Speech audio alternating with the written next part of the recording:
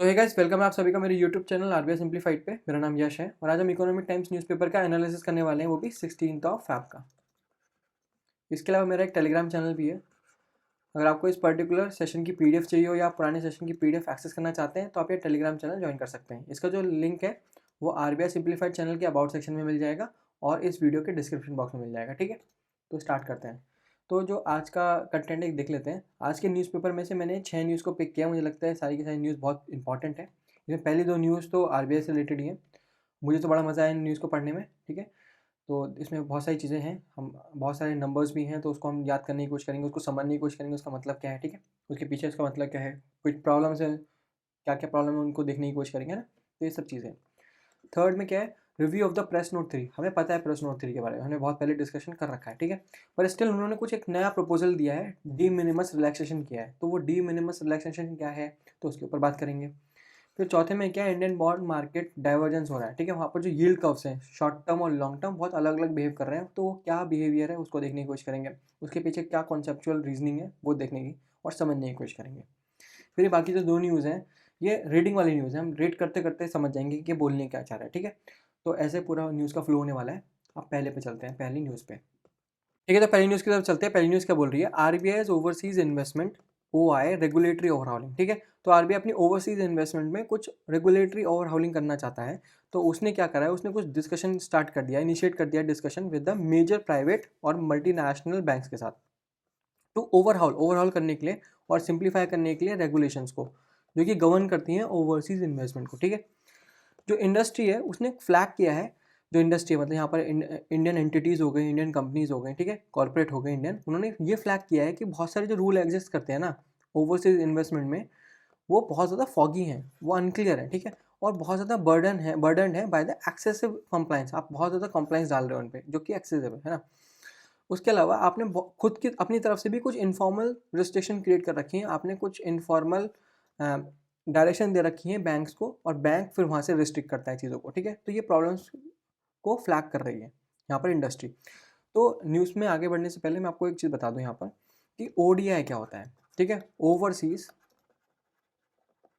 Direct direct investment क्या होती है। ठीक है, आप एक बार जान लो ये। देखो, जब भी कोई इंडियन एंटिटी यहाँ पर मैं कॉर्पोरेट बोल दूँ, कॉर्पोरेट हो गया, ठीक है, या कंपनी बोल दूँ कोई, ठीक है, वो इन्वेस्टमेंट करती है। ठीक है, इन्वेस्टमेंट करती है just to set up their own company. ठीक है, पहला तो ये हो गया, just to set up their own company, पहला, उसको ओडीआई बोलते हैं। ठीक है, या किसी फॉरेन कंपनी को एक्वायर करने के लिए जो भी इन्वेस्टमेंट करती है वो भी ओडीआई के अंदर आती है। तीसरा क्या हो गया, अनलिस्टेड अनलिस्टेड स्टॉक बाय करने के लिए इन द फॉरेन कंपनी, या ऑफ द फॉरेन कंपनी बोल दो, ऑफ द फॉरेन कंपनी। ठीक है, तो 3 चीज़ों के लिए जब इन्वेस्टमेंट करती है तो वो इन्वेस्टमेंट ओडीआई के अंडर आती है। तो पहले क्या हो गई, to set up their own company, ठीक है, या to acquire the foreign company, ठीक है, एक्वायर करना ही, या तीसरा अनलिस्टेड स्टॉक बाय करना इन द फॉरेन कंपनी और ऑफ द फॉरेन कंपनी। ठीक है, दोनों ही। तो ये होता है ओडीआई। तो मैंने आपको ओडीआई के बारे में बता दिया।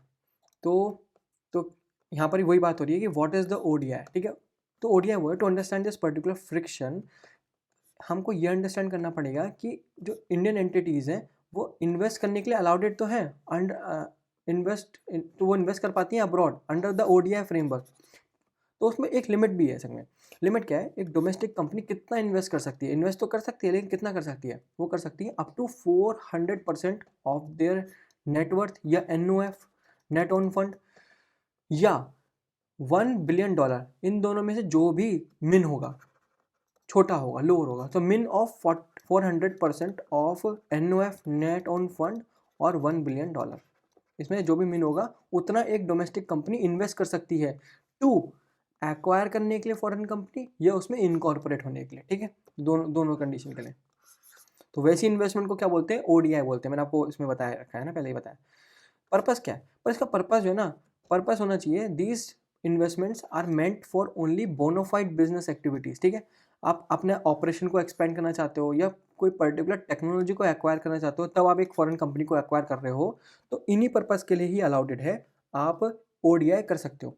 लेकिन आप कोई स्पेकुलेटिव बिजनेस के लिए कर रहे हो जहाँ पर आप सिर्फ प्रॉफिट के लिए ही इन्वेस्टमेंट कर रहे हो, सिर्फ और सिर्फ प्रॉफिट के लिए, तो वो थोड़ा उसको मना करती है आरबीआई कि ये नहीं कर सकते आप। ठीक है, तो हाउएवर इंडस्ट्री बोलती है कि क्या आपने कुछ जो है ना प्रोसीजरल फ्रिक्शंस क्रिएट कर रखे हैं या इनफॉर्मल बैन लगा रखे हैं हम पे, जिसकी वजह से जो ये इन्वेस्टमेंट हम करना चाहते हैं ना 400% ऑफ आवर नो नेटवर्थ, ठीक है, या मिनिमम ऑफ दिस $1 बिलियन हम जो करना चाहते हैं ये हो नहीं पाता है हमसे, है ना, क्योंकि आपने बहुत सारे इनफॉर्मल बैन लगा रखे हैं और प्रोसीजरल फ्रिक्शंस क्रिएट कर रखे हैं। तो फ्रिक्शंस क्या है एक बार वो जानने की कोशिश करते हैं। ठीक है, तो प्राइमरी फ्रिक्शन पॉइंट्स क्या हैं, जो बैंकर्स हैं और जो टैक्स एक्सपर्ट्स हैं उन्होंने कुछ स्पेसिफिक एरिया में हाईलाइटिंग करी है कि ये जो कुछ रूल्स हैं ना, स्पेसिफिक एरिया में जो रूल्स हैं वो बहुत ज़्यादा इलॉजिकल हैं या बहुत ज़्यादा स्ट्रिक्ट है या एम्बिगियस भी हैं। ठीक है, तो पहले जो प्रॉब्लम है वो है द टाइनी इन्वेस्टमेंट ट्रैप। तो मैं आपको पहले समझाता हूँ कि टाइनी इन्वेस्टमेंट ट्रैप होता क्या है, फिर आप न्यूज़ पढ़ेंगे तो समझ आ जाएगा एकदम। तो जैसे कोई इंडियन कंपनी है, ये दो प्रोसेस करना चाहती है। ठीक है, पहला क्या प्रोसेस कर रही है, पहला एक ओडीआई इन्वेस्टमेंट करना चाहती है जहाँ पर ये एक्वायर कर रही है कंपनी को। ठीक है, और कितना परसेंट स्टेक ले रही है, 90% स्टेक ले रही है फॉर एग्जाम्पल। ठीक है, 90% स्टेक ले रही है एक फॉरेन कंपनी में, इसको बोल दो कंपनी ए। ठीक है, दूसरा क्या है, दूसरा ये भी एक ओडीआई इन्वेस्टमेंट है जिसमें अंदर ये एक्वायर नहीं कर रही है, ये अनलिस्टेड स्टॉक को बाय कर रही है of this foreign company B. तो यहाँ पर इनडायरेक्टली माइनॉरिटी शेयर बाय करने की कोशिश कर रही है। ठीक है, तो देखो रूल आरबीआई का रूल क्या बोलता है इसमें कि जब भी आप ओडीआई इन्वेस्टमेंट करते हो किसी भी कंपनी के अंदर, फॉरेन कंपनी के अंदर, या अनलिस्टेड स्टॉक बाय करते हो, तो जो भी वो इन्वेस्टमेंट हो रही है वहाँ पर आपको बैंक को जो है ना एक वैल्यूएशन रिपोर्ट देनी पड़ेगी उस फॉरेन कंपनी की, एक वैल्यूएशन रिपोर्ट देनी पड़ेगी किसकी, फॉरेन कंपनीज की, इसकी और इसकी, जब आप ये वाले इन्वेस्टमेंट करोगे। ठीक है, पर प्रॉब्लम यही आ जाती है कि देखो जब इस कंपनी ने इस फॉरेन कंपनी ए के अंदर एक्वायर किया 90%, तो इसके पास, इस इंडियन कंपनी के पास इतनी पावर है कि ये इस फॉरेन कंपनी ए को फोर्स करे और बोले कि भाई हमको जो है ना आप अपने कॉन्फिडेंशियल फाइनेंशियल बुक दो, जिससे हम आपकी वैल्यूएशन रिपोर्ट बनाएंगे और फिर बैंक को सबमिट कर देंगे, जिसकी वजह से जो पूरी ट्रांजैक्शन है ये अप्रूव हो जाएगी बैंक की तरफ से। ठीक है, दूसरा ये तो हो जाता है, ये पॉसिबिलिटी है, यहाँ पर हो जाता है क्योंकि एक्वायर आपने 90% कर रखा है, आपके पास इस इंडियन कंपनी के पास इतनी पावर है कि ये फोर्स कर सकती है। लेकिन दूसरी ओर जहाँ पर आप अनलिस्टेड स्टॉक बाय कर रहे हो जो कि माइनॉरिटी शेयर है, मान लो सिर्फ 5% बाय कर रहे हो, तो क्या इस इंडियन कंपनी के पास इतनी पावर है कि इनसे इनकी कॉन्फिडेंशियल फाइनेंशियल बुक मांग ले और फिर उससे वैल्यूएशन रिपोर्ट बना के बैंक को सबमिट कर दे, जो कि करनी ज़रूरी होती है? नहीं है, इस इंडियन कंपनी के पास ये पावर होगी ही नहीं, क्योंकि ये क्या है, सिर्फ माइनॉरिटी शेयर बाय कर रहा है। ठीक है, तो ये वाली क्योंकि यहाँ से इनको कोई कॉन्फिडेंशियल फाइनेंशियल बुक्स मिलेंगी ही नहीं और फिर इससे वैल्यूएशन रिपोर्ट बनेगी ही नहीं और इंडियन कंपनी बैंक को रिपोर्ट देगी ही नहीं। तो जब ये होगा ही नहीं तो आरबीआई बोलता है कि ये ट्रांजैक्शन पूरी नहीं हो सकती, आप ये कर ही नहीं सकते। ठीक है, इसमें रेस्ट्रिक्शंस है। ठीक है, क्योंकि वैल्यूएशन रिपोर्ट आपने, यहाँ पर ऐसा नहीं है कि इंडियन कंपनी के पास पैसा नहीं था। ठीक है, उसके पास पूरी लिमिट है, 400% ऑफ एनओएफ है या $1 बिलियन रुपीस कर सकती है वो इन्वेस्ट। ठीक है, वो पैसा है इस पर, लेकिन तब भी नहीं कर पाएगी because of the problem is called paper work impossibility. Paper work में इम्पॉसिबिलिटी होने की वजह से ये पॉसिबल ही नहीं है। ठीक है, माइनॉरिटी शेयर्स को बाय नहीं कर सकती क्योंकि वो रिपोर्ट ही नहीं दे पाएगी और आरबीआई बोलते हैं कि रिपोर्ट ज़रूरत है। ठीक है, रिपोर्ट की ज़रूरत है। तो ये जो रूल है ना, ये जो द टाइनी इन्वेस्टमेंट ट्रैप है ना, वो इन दोनों चीज़ों में, इन दोनों प्रोसेस में जो है ना डिस्टिंग्विश नहीं कर पाता। ठीक है, तो इसको ये अलाउ हो जाता है लेकिन ये नहीं हो पाता, तो यही प्रॉब्लम है। तो प्रॉब्लम एक बार पढ़ लेते हैं, मैं आपको बता दिया टाइनी इन्वेस्टमेंट ट्रैप क्या है। जब कोई एक इंडियन इन्वेस्टर जो है या रेसिडेंट जो है वो इन्वेस्ट करता है बहुत स्मॉल अमाउंट, ठीक है, एक अनलिस्टेड फॉरेन कंपनी में, तो उसको ट्रीट कैसे किया जाता है, एक फुल फ्लैश ओडीए की तरह ट्रीट किया जाता है। ठीक है, जिसकी वजह से कुछ हैवी रिपोर्टिंग फॉर्मेलिटीज ट्रिगर हो जाती है। जिसमें उस कंपनी को सबमिशन करना पड़ता है वैल्यूएशन रिपोर्ट का, ठीक है। इंडियन कंपनी को सबमिशन करना पड़ता है valuation report of foreign company to the bank, bank को देनी पड़ती है, ठीक है। और भाई हमारे जो विहाल गाडा सीईओ आर्टस के हैं, उन्होंने ये पॉइंट आउट किया है कि रियलिटी क्या है, जो स्मॉल इन्वेस्टर्स है, जो कि माइनॉरिटी शेयर होल्डर है, उनके पास इतनी पावर ही नहीं होती फॉरेन कंपनीज के अंदर कि वो फोर्स करें फॉरेन कंपनीज को कि वो अपनी फाइनेंशियल डाटा दें, कॉन्फिडेंशियल फाइनेंशियल डाटा दें, और जो कि ज़रूरत है, जिसकी ज़रूरत है वैल्यूएशन रिपोर्ट बनाने की, तो इनडायरेक्टली इन माइनॉरिटी शेयर होल्डर्स को वैल्यूएशन रिपोर्ट मिलती ही नहीं है। तो जब वो नहीं मिलती है तो फिर ये एक स्मॉल स्ट्रेटेजिक इन्वेस्टमेंट कर ही नहीं सकते, वो 5% का जो ट्रांजेक्शन है वो कर ही नहीं सकते हैं, ठीक है। जिसमें वो 5% माइनॉरिटी शेयर्स को बाय कर रहे हैं, वो कर ही नहीं सकते बिकॉज ऑफ द कॉम्प्लाइंस, ठीक है। और ये कॉम्प्लाइंस किसकी वजह से आया, पेपर वर्क इम्पॉसिबिलिटी की वजह से आया, ठीक है। जो कि ये रूल थोड़ा इलॉजिकल दिख रहा है ना। तो मतलब मेरे पास भाई 400% ऑफ NOF या $1 बिलियन का मिनिमम है, ठीक है। $1 बिलियन का मिनिमम है, सब पैसा है मेरे पास, लेकिन तब भी मैं इन्वेस्टमेंट नहीं कर पा रहा because of this paper work impossibility. अगला, द रियल एस्टेट पैराडॉक्स, एक रियल एस्टेट पैराडॉक्स भी है। तो इसमें क्या प्रॉब्लम है, इसमें प्रॉब्लम है बिल्ड वर्सेस बाय की। यहाँ पर भी थोड़ा डिस्कशन करते हैं बिल्ड वर्सेस बाय की, ठीक है। तो यहाँ पर रूल क्या है, यहाँ पर आरबीआई ने क्या रूल बोल रखा है कि अगर एक इंडियन कंपनी है,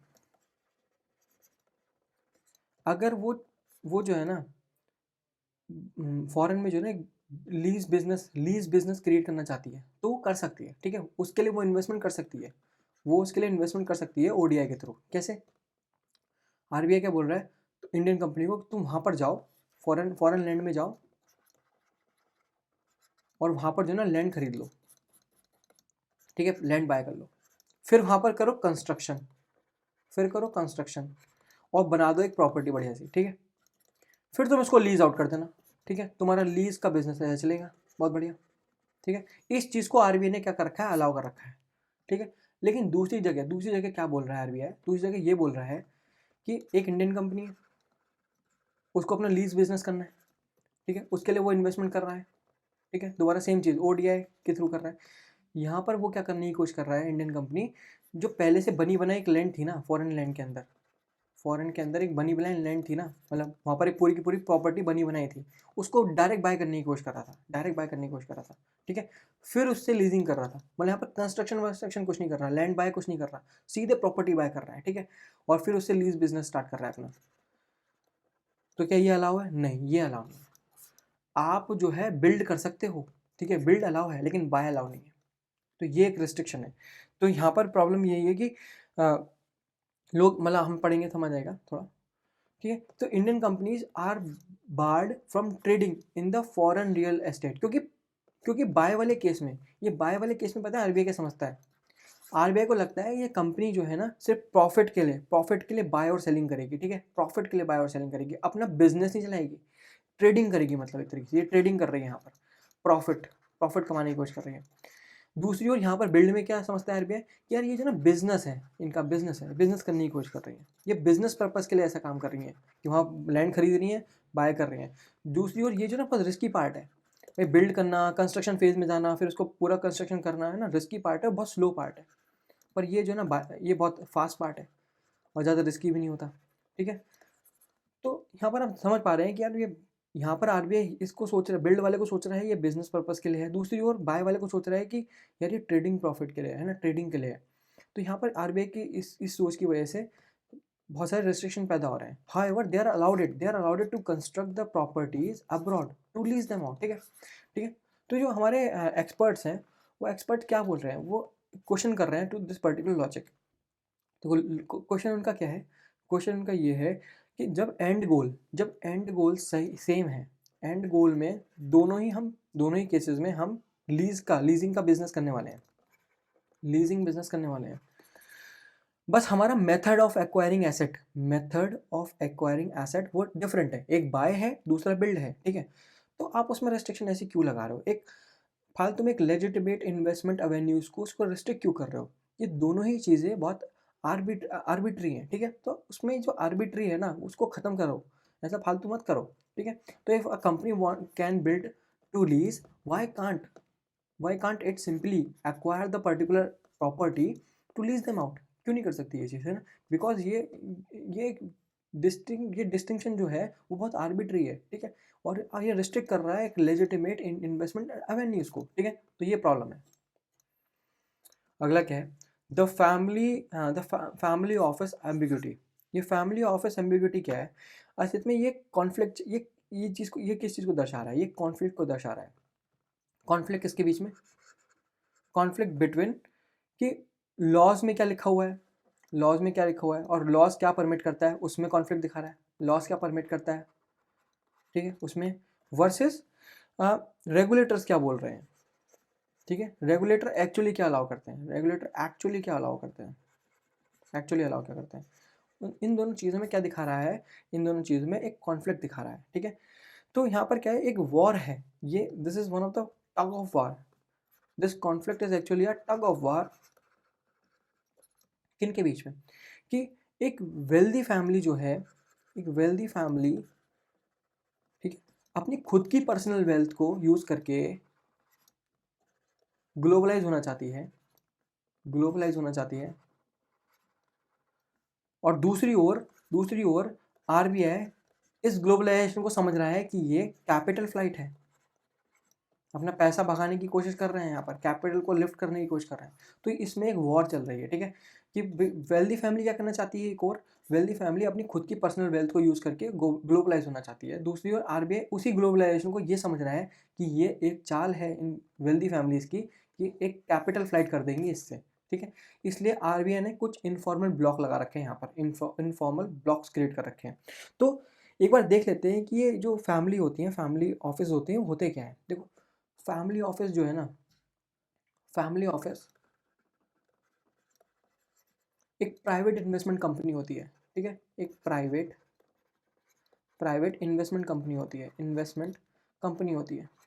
तो यहाँ पर क्या है, अगर ये प्राइवेट इन्वेस्टमेंट कंपनी है और ये अपना खुद का पैसा यूज़ कर रही है, ना कि कोई अपना खुद का पर्सनल फॉर्चून यूज़ कर रही है, ना कि कोई पब्लिक डिपॉजिट यूज़ कर रही है, तो यहाँ पर इनको रेस्ट्रिक्ट क्यों कर रहे हैं? यहाँ पर बहुत रेस्ट्रिक्ट करते हैं, हम वो देखेंगे कि ये इनको रेस्ट्रिक्ट किया जा रहा है इन चीज़ों में, ठीक है, ये नहीं कर पा रही हैं।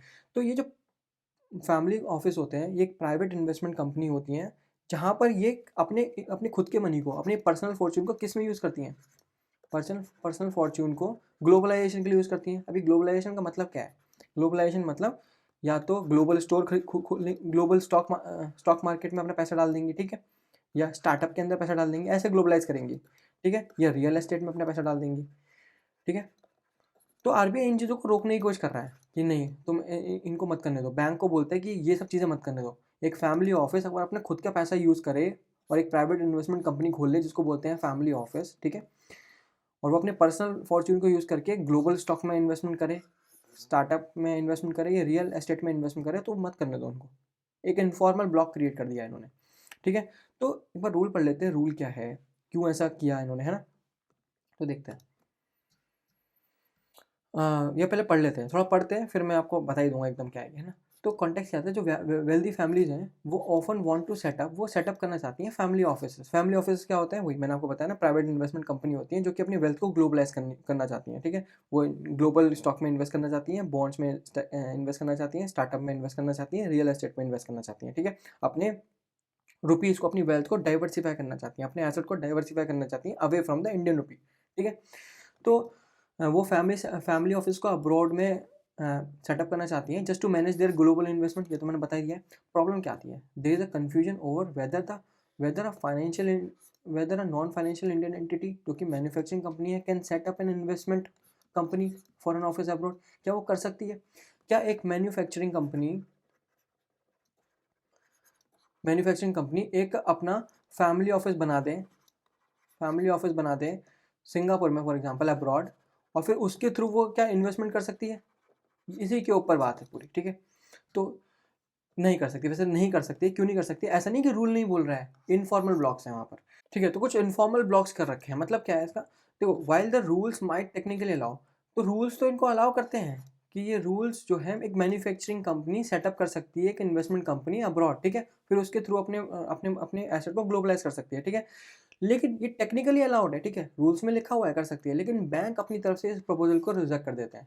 क्यों? क्योंकि आरबीआई ने इनके बैंक के कानों में जाके बोल रखा है कि ऐसा मत करना, ठीक है। एक फॉर्मल फिलर्स निकाल रखे हैं फ्रॉम द आरबीआई, जिसकी वजह से डिस्करेजिंग हो रही है large corporate houses from moving their capital to foreign families office. ठीक है, तो ये चीज़ें नहीं कर पा रहे हैं लोग, जस्ट लाइकली टू प्रिवेंट, क्योंकि आरबीआई क्या प्रिवेंट करना चाहती है इसी से, कैपिटल फ्लाइट ना हो जाए, इसको प्रिवेंट करना चाहती है। ठीक है, तो एक बार ये पढ़ लेते हैं कि पूरा टाइमलाइन देख लेते हैं कि हुआ क्या था।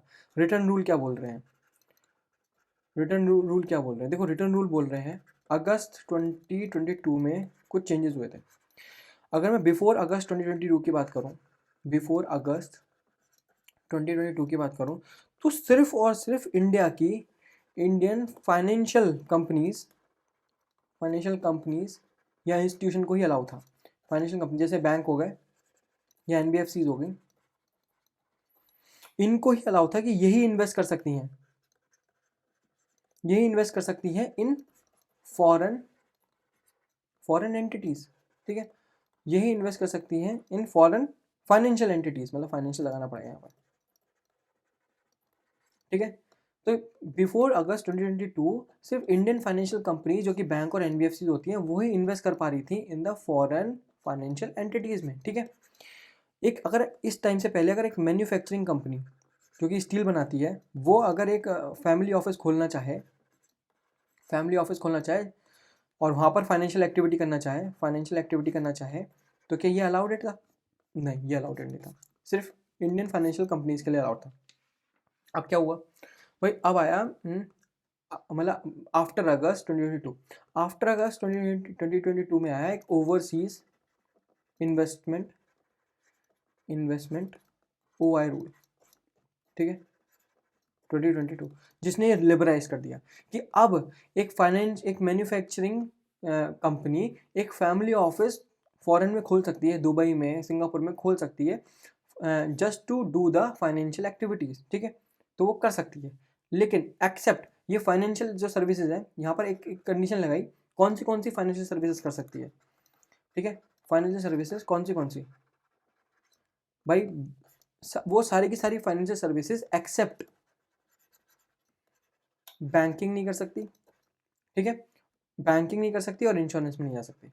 इन दोनों चीज़ों के अलावा कोई भी फाइनेंशियल सर्विसेज एक्टिविटी कर सकती है after August 2022 with the help of this OI rules of 2022। ठीक है, तो कर सकती है।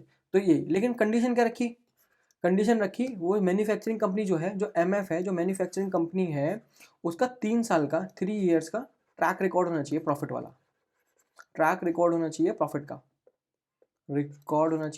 का। ठीक है, तो बस ये एक कंडीशन रख दी। ठीक है, तो इनडायरेक्टली मैं बस यही बताना चाह रहा हूँ ये पूरी स्टोरी से कि पहले क्या था, अलाउ नहीं था इनको, मैन्युफैक्चरिंग कंपनीज को, सिर्फ फाइनेंशियल कंपनीज को अलाउ था, जिसमें बैंक और एनबीएफसी आते थे, वही सिर्फ एक फॉरेन फाइनेंशियल एंटिटी में कर सकते थे। जब ये ओवरसीज इन्वेस्टमेंट 2022 रूल आया तो इन मैन्युफैक्चरिंग कंपनीज को भी अलाउ कर दिया कि वो फॉरेन फाइनेंशियल सर्विसेज के अंदर, उन एक्टिविटीज़ के अंदर पार्टिसिपेट कर सकते हैं, लेकिन बैंकिंग और इंश्योरेंस में मना कर दिया, वहाँ नहीं कर सकते हैं। इसके लिए एक कंडीशन रख दी कि 3 ईयर्स ट्रैक रिकॉर्ड होना चाहिए। ठीक है, और वो प्रॉफिट में होना चाहिए। ठीक है, 3 ईयर का प्रॉफिट ट्रैक रिकॉर्ड होना चाहिए। ठीक है, तो मतलब टेक्निकली रूल के अकॉर्डिंग तो भाई कर सकती थी। ठीक है, लेकिन इन्होंने, आरबीआई ने यही कर रखा था कि इनफॉर्मल फिलर्स निकाल रखे थे, जिसकी वजह से वो नहीं कर पाती थी। और इसके पीछे रीज़न क्या दिया था, कैपिटल फ्लाइट। तो भी कैपिटल फ्लाइट क्या होता है, ये इनफॉर्मल ब्लॉक्स हैं क्या। ठीक है, तो वही पर वो पढ़ लेते हैं। पहला क्या है, कैपिटल फ्लाइट। तो कैपिटल फ्लाइट में क्या होता है, आरबीआई जो ना, आरबीआई इस ओडीआई को पता है क्या मानता है, ओडीआई को ऐसा टूल मानता है जो कि बिजनेस एक्सपेंशन के लिए यूज़ होता है। ठीक है, हमें समझ आ रहा है भाई, ओडीआई के डेफिनेशन से भी समझ आ रहा है, बिजनेस एक्सपेंशन के लिए यूज़ होता है। ठीक है, हमें समझ भी आ रहा है डेफिनेशन से। ठीक है, जहाँ पर एक पर्टिकुलर फैक्ट्री बिल्ड की जा सकती है अब्रॉड में, और फिर वहाँ पर वो सेल कर सकती है प्रोडक्ट। लेकिन आरबीआई को क्या लगता है कि ये जो फैमिली ऑफिस बना रहे हैं ना ये बाहर, ये असलियत में कोई प्रोडक्ट बनाने के लिए नहीं कर रहे हैं, अपना कोई बिजनेस एक्सपेंशन नहीं कर रहे हैं यहाँ पर। ठीक है, कोई प्रोडक्ट नहीं बना रहे हैं यहाँ पर, प्रोड्यूस नहीं कर रहे हैं गुड्स और सर्विसेज, कुछ नहीं कर रहे हैं। ठीक है, ये बस ये इनके लिए, ये इन वेल्दी लोगों के लिए एक ऐसा जरिया बन गया है जहाँ पर ये अपनी कैपिटल को इंडिया से बाहर लेके जा रहे हैं बस। ठीक है, और फॉरेन एसेट्स के अंदर रख रहे हैं, बस इसका जरिया रह गया है। ठीक है, क्योंकि ऐसी जब भी कभी आप कैपिटल को इंडिया से बाहर लेके जाते हो, उसे फॉरेन एसेट में रख देते हो, तो वो क्या बन जाती है आरबीआई के लिए, डिसगाइज हो जाती है। ठीक है, एक तो आरबीआई की जुरिडिक्शन से खत्म हो गई, ठीक है, आरबीआई के लिए डिसगाइज कैपिटल हो गई वो, ठीक है, छुप भी गई वो कैपिटल, ठीक है। तो अगर आप वहाँ पर तो आरबीआई को ये लगता है कि जो ओडीआई टूल है नॉर्मली यूज़ करना चाहिए बिजनेस एक्सपेंशन के लिए, लेकिन कभी कभी ये जो फैमिली ऑफिसेज होती हैं जो सिंगापुर या दुबई में लगाते हैं हमारी इंडियन कंपनीज, ये सिर्फ इनका ऑब्जेक्टिव तो ये होता है कि भाई ये गुड्स और सर्विसेज बनाएंगे, ठीक है, करेंगे, लेकिन वो करते नहीं है काम। ये कैपिटल को बाहर लेके चले जाते हैं इंडिया के और फॉरेन एसेट्स के अंदर रखते हैं बस, और एक डिसगाइज कैपिटल बना के रख देते हैं, ठीक है, फिर आरबीआई इसमें कुछ नहीं कर सकता। तो एक कैपिटल फ्लाइटिंग करते हैं बस, ठीक है। पहला रीज़न ये दिया आरबीआई ने कि इसलिए हम नहीं कर रहे हैं, इसलिए हमने एक इनफॉर्मल फिलर्स निकाल रखे हैं। दूसरा क्या दिया, राउंड ट्रिपिंग भी करते थे ये लोग, राउंड ट्रिपिंग की प्रॉब्लम भी है। राउंड ट्रिपिंग क्या होता है, देखो राउंड ट्रिपिंग में आप मनी को जो है ना, मनी को बाहर लेके जाते हो इंडिया से एज एज ओडीआई, ठीक है, फिर वापस इंडिया के अंदर ही डालते हो, वापस इंडिया के अंदर लेके आते हो, किसके, कैसे, एफपीआई के थ्रू, इसी पैसे को एफपीआई की तरह यूज़ करते हो। और जो ये एफपीआई का पैसा है ना, ये किस लिए यूज़ होता है, मार्केट को, स्टॉक मार्केट को मैनिपुलेट करने के लिए, स्टॉक मार्केट को मैनिपुलेट करने के लिए, स्टॉक मार्केट मैन्युपुलेशन के लिए। तो ये सब चीज़ें ना हो, ये सब चीज़ें ना हो, इसलिए इस राउंड ट्रिपिंग को भी मैंने कर रखा है। प्लस वो जो मैंने आपको पूरा बताया कि भाई ये फैमिली ऑफिसेज नहीं बना सकते और फिर वहाँ पर इन्वेस्टमेंट स्टार्ट नहीं कर सकते, और आरबीआई इसको डिसएंकरेज करता है, ठीक है, डिस्करेज करता है इसको, ठीक है। तो वो यही है, एक तो प्रॉब्लम हो गई कैपिटल फ्लाइट की, दूसरी हो गई राउंड ट्रिपिंग की, ठीक है। तीसरी हो गई कि आरबीआई और गवर्नमेंट दोनों चाहती है कि गिफ्ट सिटी का एक्सपेंशन हो, गिफ्ट सिटी हमारी जो गुजरात में है उसका एक्सपेंशन हो। तो तभी जो है ना ये मना करती हैं, ये चाहती हैं कि जो भी फैमिली है ना, जो भी फैमिली ऑफिसेज हैं, वो जो है इंडिया के अंदर बने, इंडिया के अंदर बने, इंडिया में गिफ्ट सिटी के अंदर बने। तो जो भी ये गिफ्ट सिटी का जो भी ये फाइनल जो वेल्दी फैमिलीज हैं, ये अपना सारा का सारा पैसा जो है कहाँ पुश करें, गिफ्ट सिटी के अंदर पुश करें, गिफ्ट सिटी को डेवलप करें, इंडिया को डेवलप करने की कोशिश करें, ना कि खुद एक नया क्या बोलते हैं, दूसरे इंटरनेशनल हब में जाके, सिंगापुर में, दुबई में जाके अपनी एक फैमिली ऑफिस क्रिएट करते हैं, ठीक है, जहाँ जहाँ से सिर्फ उनको फ़ायदा होगा, हमें तो कुछ नहीं फ़ायदा होगा। तो ये इसको पुश करने के लिए भी मना कर दिया है। तो ये 3 रीज़न की वजह से आरबीआई ने इनफॉर्मल ब्लॉक क्रिएट कर रखे हैं, और जिसकी वजह से बैंक जो है डायरेक्ट रिजेक्ट कर देते हैं इनके प्रपोजल्स को, तो ये कर ही नहीं पाते हैं। तो यहाँ पर क्या प्रॉब्लम रही, यहाँ पर प्रॉब्लम रही इनफॉर्मल ब्लॉक्स की। आगे तो फोर्थ पॉइंट क्या है, the NBFC financial company hurdle. तो इनको क्या हर्डल आ रहा है, तो यहाँ पर है स्ट्रिक्ट लिमिट्स, और लोकल एनबीएफसी सिर्फ वो इन्वेस्ट कर सकती है up to 100% of NOF in any overseas NBFC, ठीक है। तो देखो यहाँ पर एक प्रॉब्लम क्या आती है, यहाँ पर प्रॉब्लम आती है लिमिट्स की रिस्ट्रिक्शन है। यहाँ पर अगर कोई नॉर्मल कंपनी है, वो कितना परसेंट कर सकती है इन्वेस्ट, 400% ऑफ एनओएफ या $1 बिलियन, ठीक है, $1 बिलियन, इसमें से कोई भी मिनिमम होगा वो इन्वेस्ट कर सकती है, ठीक है। पर ये जो है सिर्फ 100% ऑफ एनओएफ कर सकती है, क्योंकि यहाँ पर लिखा है only invest up to its NOF, ठीक है, मतलब 100% ऑफ एनओएफ, सिंपल बात दूसरी लैंग्वेज में, ठीक है। तो देखो अगर कोई मैन्युफैक्चरिंग कंपनी है, मैन्युफैक्चरिंग कंपनी को कितना अलाउ है, 400% ऑफ एनओएफ, ठीक है। इसका एनओएफ मान लो 100% है, अगर इसका एनओएफ 100 करोड़ है, तो इसको टोटल कितना इन्वेस्टमेंट मिल गया, इन्वेस्टमेंट लिमिट कितनी मिल गई इसको मिल गई 400 करोड़ रुपीज़। दूसरी ओर अगर कोई एनबीएफसी है, वो अगर ओवरसीज एनबीएफसी में इन्वेस्टमेंट करना चाहती है, तो उसको सिर्फ 100% ऑफ एनओएफ अलाउ है। मतलब अगर मान लो इनका एनओएफ जो है वो 100 करोड़ रुपीज़ है, तो इनको इन्वेस्टमेंट लिमिट कितनी हो गई, सिर्फ 100 करोड़ रुपीज़। तो जो 300 करोड़ का डिफरेंस आ रहा है, ये बहुत ज़्यादा स्ट्रेटेजिक डिसएडवांटेज क्रिएट करता है एनबीएफसीज को, ठीक है, प्रॉब्लम क्रिएट करता है, क्योंकि ये क्या इससे क्या हो जाता है, रिड्यूस हो जाती है इनकी एक्वायरिंग एबिलिटी, रिड्यूस हो जाती है एक्वायरिंग एबिलिटी, ठीक है। ये इतना एक्वायर ही नहीं कर पाती भाई, 100 करोड़ रुपए हैं, दूसरी ओर मैन्युफैक्चरिंग के पास 400 करोड़ रुपए हैं, तो ये तो ज़्यादा एक्वायर कर पाएंगे, तो एक्वायर नहीं कर पाएंगे, तो एक्वायरिंग एबिलिटी कम हो गई ना, और लेंडिंग फर्म भी उसकी भी एबिलिटी कम हो गई, ठीक है। तो इफेक्टिवली जो है ना इनकी ग्लोबल ग्रोथ को रोक दिया जाता है, एनबीएफसीज की ग्लोबल ग्रोथ नहीं हो पाती ज़्यादा। एक जितनी रेट से एक मैन्युफैक्चरिंग कंपनी की हो सकती है ग्लोबल ग्रोथ, उतनी एनबीएफसी की नहीं हो सकती, ठीक है। तो ये एक रिस्ट्रिक्शन कर रखी है एनबीएफसी पे। दूसरा इनको एक सेक्टर रिस्ट्रिक्शन भी है, जो नॉर्मल एनबीएफसीज होती हैं उनको हटा रखा है from investing in any sector other than, वो फाइनेंशियल सर्विसेज के अलावा किसी और सेक्टर में इन्वेस्ट नहीं कर सकते, ठीक है। एक तो ये हो गया, ये पूरी अलग स्टोरी होगी तो, ठीक है। अब एक अलग से एक टाइप 1 एनबीएफसी होती है। तो वो टाइप 1 एनबीएफसी क्या है, ये अनरजिस्टर्ड टाइप 1 एनबीएफसी है, जिनको एक्चुअली फाइनेंशियल सर्विसेज में ही हटा दिया है, उनको फाइनेंशियल सर्विसेज में नहीं करने दिया। टाइप 1 एनबीएफसी जो है वो फाइनेंशियल सर्विसेज में नहीं कर सकती हैं इन्वेस्ट, फाइनेंशियल सर्विसेज में इन्वेस्ट ही नहीं कर सकती हैं। उनको सिर्फ अलाउ कर रखा है कहाँ पर इन्वेस्ट करना, नॉन फाइनेंशियल सेक्टर में। इनको तो ये भी नहीं दिया है, ठीक है। तो देखो जो टाइप 1 एनबीएफसी होती है ना, ये कोई सिस्टमिक रिस्क पोज नहीं करती हैं on on Indian financial market और कहीं भी किसी भी जगह। क्यों? क्योंकि ये खुद का मनी यूज़ करती हैं, ओन फंड यूज़ करती हैं, ओन फंड यूज़ करती हैं, खुद का एनओएफ यूज़ करती हैं, ठीक है। तो इनको जो टाइप 1 एनबीएफसीज हैं, इनको डोमेस्टिक लेवल पे जो है ना बहुत सारी आज़ादी है, ये इनको फ्रीडम मिली रहती है, ठीक है। ये कुछ भी कर सकते हैं। लेकिन आर्ग्यूमेंट यही है, जब ये टाइप 1 एनबीएफसी हैं और ये डोमेस्टिक लेवल पे आपने इनको इतनी सारी आज़ादी दे रखी है, तो जब ये इंटरनेशनल लेवल पे काम करती हैं, जब ये फॉरेन में जाके इन्वेस्टमेंट करने की बात कर रहे हो आप, तो ये फाइनेंशियल सेक्टर में कर ही नहीं सकती। और अगर करना चाहती हैं फाइनेंशियल सेक्टर में, अगर ये फाइनेंशियल सेक्टर में करना चाहती हैं, तो आप बोल रहे हो आरबीआई, आप बोल रहे हो कि इनको रजिस्टर होना पड़ेगा आपके साथ पहले। ये जो अनरजिस्टर्ड है, इनको पहले फुल्ली रजिस्टर्ड होना पड़ेगा। देखो भाई, फुल्ली रजिस्टर्ड होने में पता है दिक्कत क्या होती है? ये एक तो बहुत कॉम्प्लेक्स प्रोसेस है, एक्सपेंसिव प्रोसेस है, ठीक है, और हैवी कंप्लाइंस से गुजरना पड़ता है, जो कि ये स्मॉल अनरजिस्टर्ड टाइप 1 एनबीएफसी कभी पूरा ही नहीं कर पाती, ठीक है। और सिर्फ एक लार्ज लेंडर ही ऐसा काम कर सकता है, मतलब लार्ज एनबीएफसी कर सकती हैं, ठीक है। अगर वो लार्ज एनबीएफसी है तो उनके लिए तो पहले से ही अलाउड है ना, उनके लिए तो पहले से ही अलाउ है, जो लार्ज अच्छी खासी एनबीएफसी है उनके लिए तो अलाउ है। लेकिन ये जो टाइप 1 अनरजिस्टर्ड एनबीएफसी है, इनको अलाउ ही नहीं कर रखा है, सिर्फ फाइनेंशियल नॉन फाइनेंशियल सेक्टर में ही कर सकती हैं।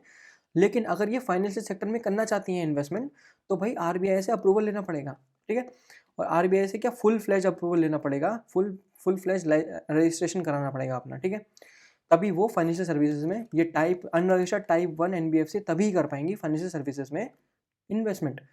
तो आर्ग्यूमेंट यही है कि एक्सपर्ट यही बोल रहे हैं कि भाई एक तरफ तो आप इनको बहुत सिक्योर बता रहे हो डोमेस्टिक लेवल पे, जब ये इंटरनेशनल पहुंच जाती हैं तो फिर इनको फाइनेंशियल सर्विसेज में तभी इन्वेस्टमेंट करने को अलाउ किया जाता है जब ये आपके साथ रजिस्टर्ड होती हैं, और रजिस्टर्ड होना आसान नहीं है इनके लिए, ये रजिस्टर हो भी नहीं पाएंगी। तो भाई फिर तो ये कुछ कर ही नहीं सकती हैं, तो ये अपना बिजनेस को, ये टाइप 1 एनबीएफसी अपने बिजनेस को एक्सपैंड ही नहीं कर सकती हैं, और क्योंकि वो अपना खुद का फंड भी यूज़ कर रही हैं तब भी नहीं कर सकती हैं। तो यही है, the expert argue this is very unnecessary as this small entity do not pose any systemic risk. खत्म, तो यही है। अगला देखो ई पार्ट देखते हैं, ई पार्ट क्या बोल रहा है, इंडिविजुअल इन्वेस्टर कंस्ट्रेंट, ठीक है, एलआरएस। हमें पता है लिबरलाइज रिमिटेंस स्कीम क्या है, आरबीआई क्या अलाउ करता है इंडिविजुअल को कि वो रिमिट कर सकता है अप टू $250,000 एनुअली, ठीक है, वो बाहर भेज सकता है फॉरेन में। तो यहाँ पर जो है ना प्रॉब्लम क्या आती है, एक लॉक इन की प्रॉब्लम होती है। अगर कोई इंडिविजुअल है वो यूज़ करता है एलआरएस मनी को to buy the listed stock abroad, ठीक है, और फिर उसको वहाँ पर ही सेल कर देता है, तो वो जो सेल करने के बाद जो उसके पास टोटल अमाउंट आएगा, वो उसको री इन्वेस्ट नहीं कर सकता है in those proceed into the unlisted share, किसी भी अनलिस्टेड शेयर में या किसी प्रोजेक्ट में वो उसे दोबारा से री इन्वेस्ट नहीं कर सकता है, क्योंकि वो उसे ओडीआई की तरह डील करेगा, ठीक है। और यही रिस्ट्रिक्ट किया जाता है, this restrict profile diversion for Indian investors. तो मतलब मैं एक एग्जांपल लेता हूँ, मान लो एक इंडियन था, ठीक है, इसने एलआरएस को यूज़ करके ओपीआई मेथड के थ्रू, ओपीआई क्या होता है, ओवरसीज पोर्टफोलियो इन्वेस्टमेंट, जहाँ पर हम लिस्टेड स्टॉक खरीद रहे होते हैं, ठीक है, लिस्टेड स्टॉक ऑफ एप्पल मान लो, ये एलआरएस के थ्रू जो है ना वन लाख डॉलर भेजता है, ठीक है, और यहाँ पर इन्वेस्ट कर देता है, और फिर इसको एक मार्केट यहाँ पर अच्छा मूव करता है और ये 1 लाख से 1.5 लाख डॉलर बना लेता है, ठीक है। तो अब यही बोल रहे हैं, जो तुमने पैसा जो है ना ओपीआई के थ्रू भेजा है ना, अब मान लो कोई नया प्रोजेक्ट आ गया, आप इस पैसे को इन्वेस्ट करना चाहते हो फॉरेन में, तो जैसे आप इसको फॉरेन में इन्वेस्ट करना चाहोगे, कुछ एक्वायर करना चाहोगे इसके थ्रू, तो वो कैसे बन जाएगा, वो अपने आप ही ओडीआई बन जाएगा। तो ओडीआई अलाउ नहीं है, ये करना अलाउ नहीं है। अगर आप करना चाहते हो तो पहले पता है क्या करना पड़ेगा, पहले इस 1.5 लाख डॉलर को आपको इंडिया में लाना पड़ेगा, वापस इंडिया में लाओ, रिमिट करो, इंडिया में रिमिट करो, ठीक है। और फिर इंडिया में वापस लाने के बाद जो भी आपको ट्रांजेक्शन कॉस्ट पे करना पड़ेगा, ठीक है। फिर फॉरेक्स लॉस भी हो सकता है। जब उसके बाद जब यहाँ पर आ जाए, तब आप इस पर्टिकुलर मनी का जो भी है एक्स अमाउंट होगा, इसको आप तब दोबारा से इन्वेस्ट कर सकते हो उस पर्टिकुलर प्रोजेक्ट में। एज अ फॉरेन, आपको कोई फॉरेन कंपनी एक्वायर करनी है, आपको कोई फॉरेन कंपनी सेटअप करनी है, या आपको अनलिस्टेड स्टॉक खरीदने हैं, ठीक है, तब वो ओडीआई में आएगा और आप ये इसके थ्रू कर सकते हो ये चीज़। तो ये ट्रैप हो जाती है इनकी लिक्विडिटी।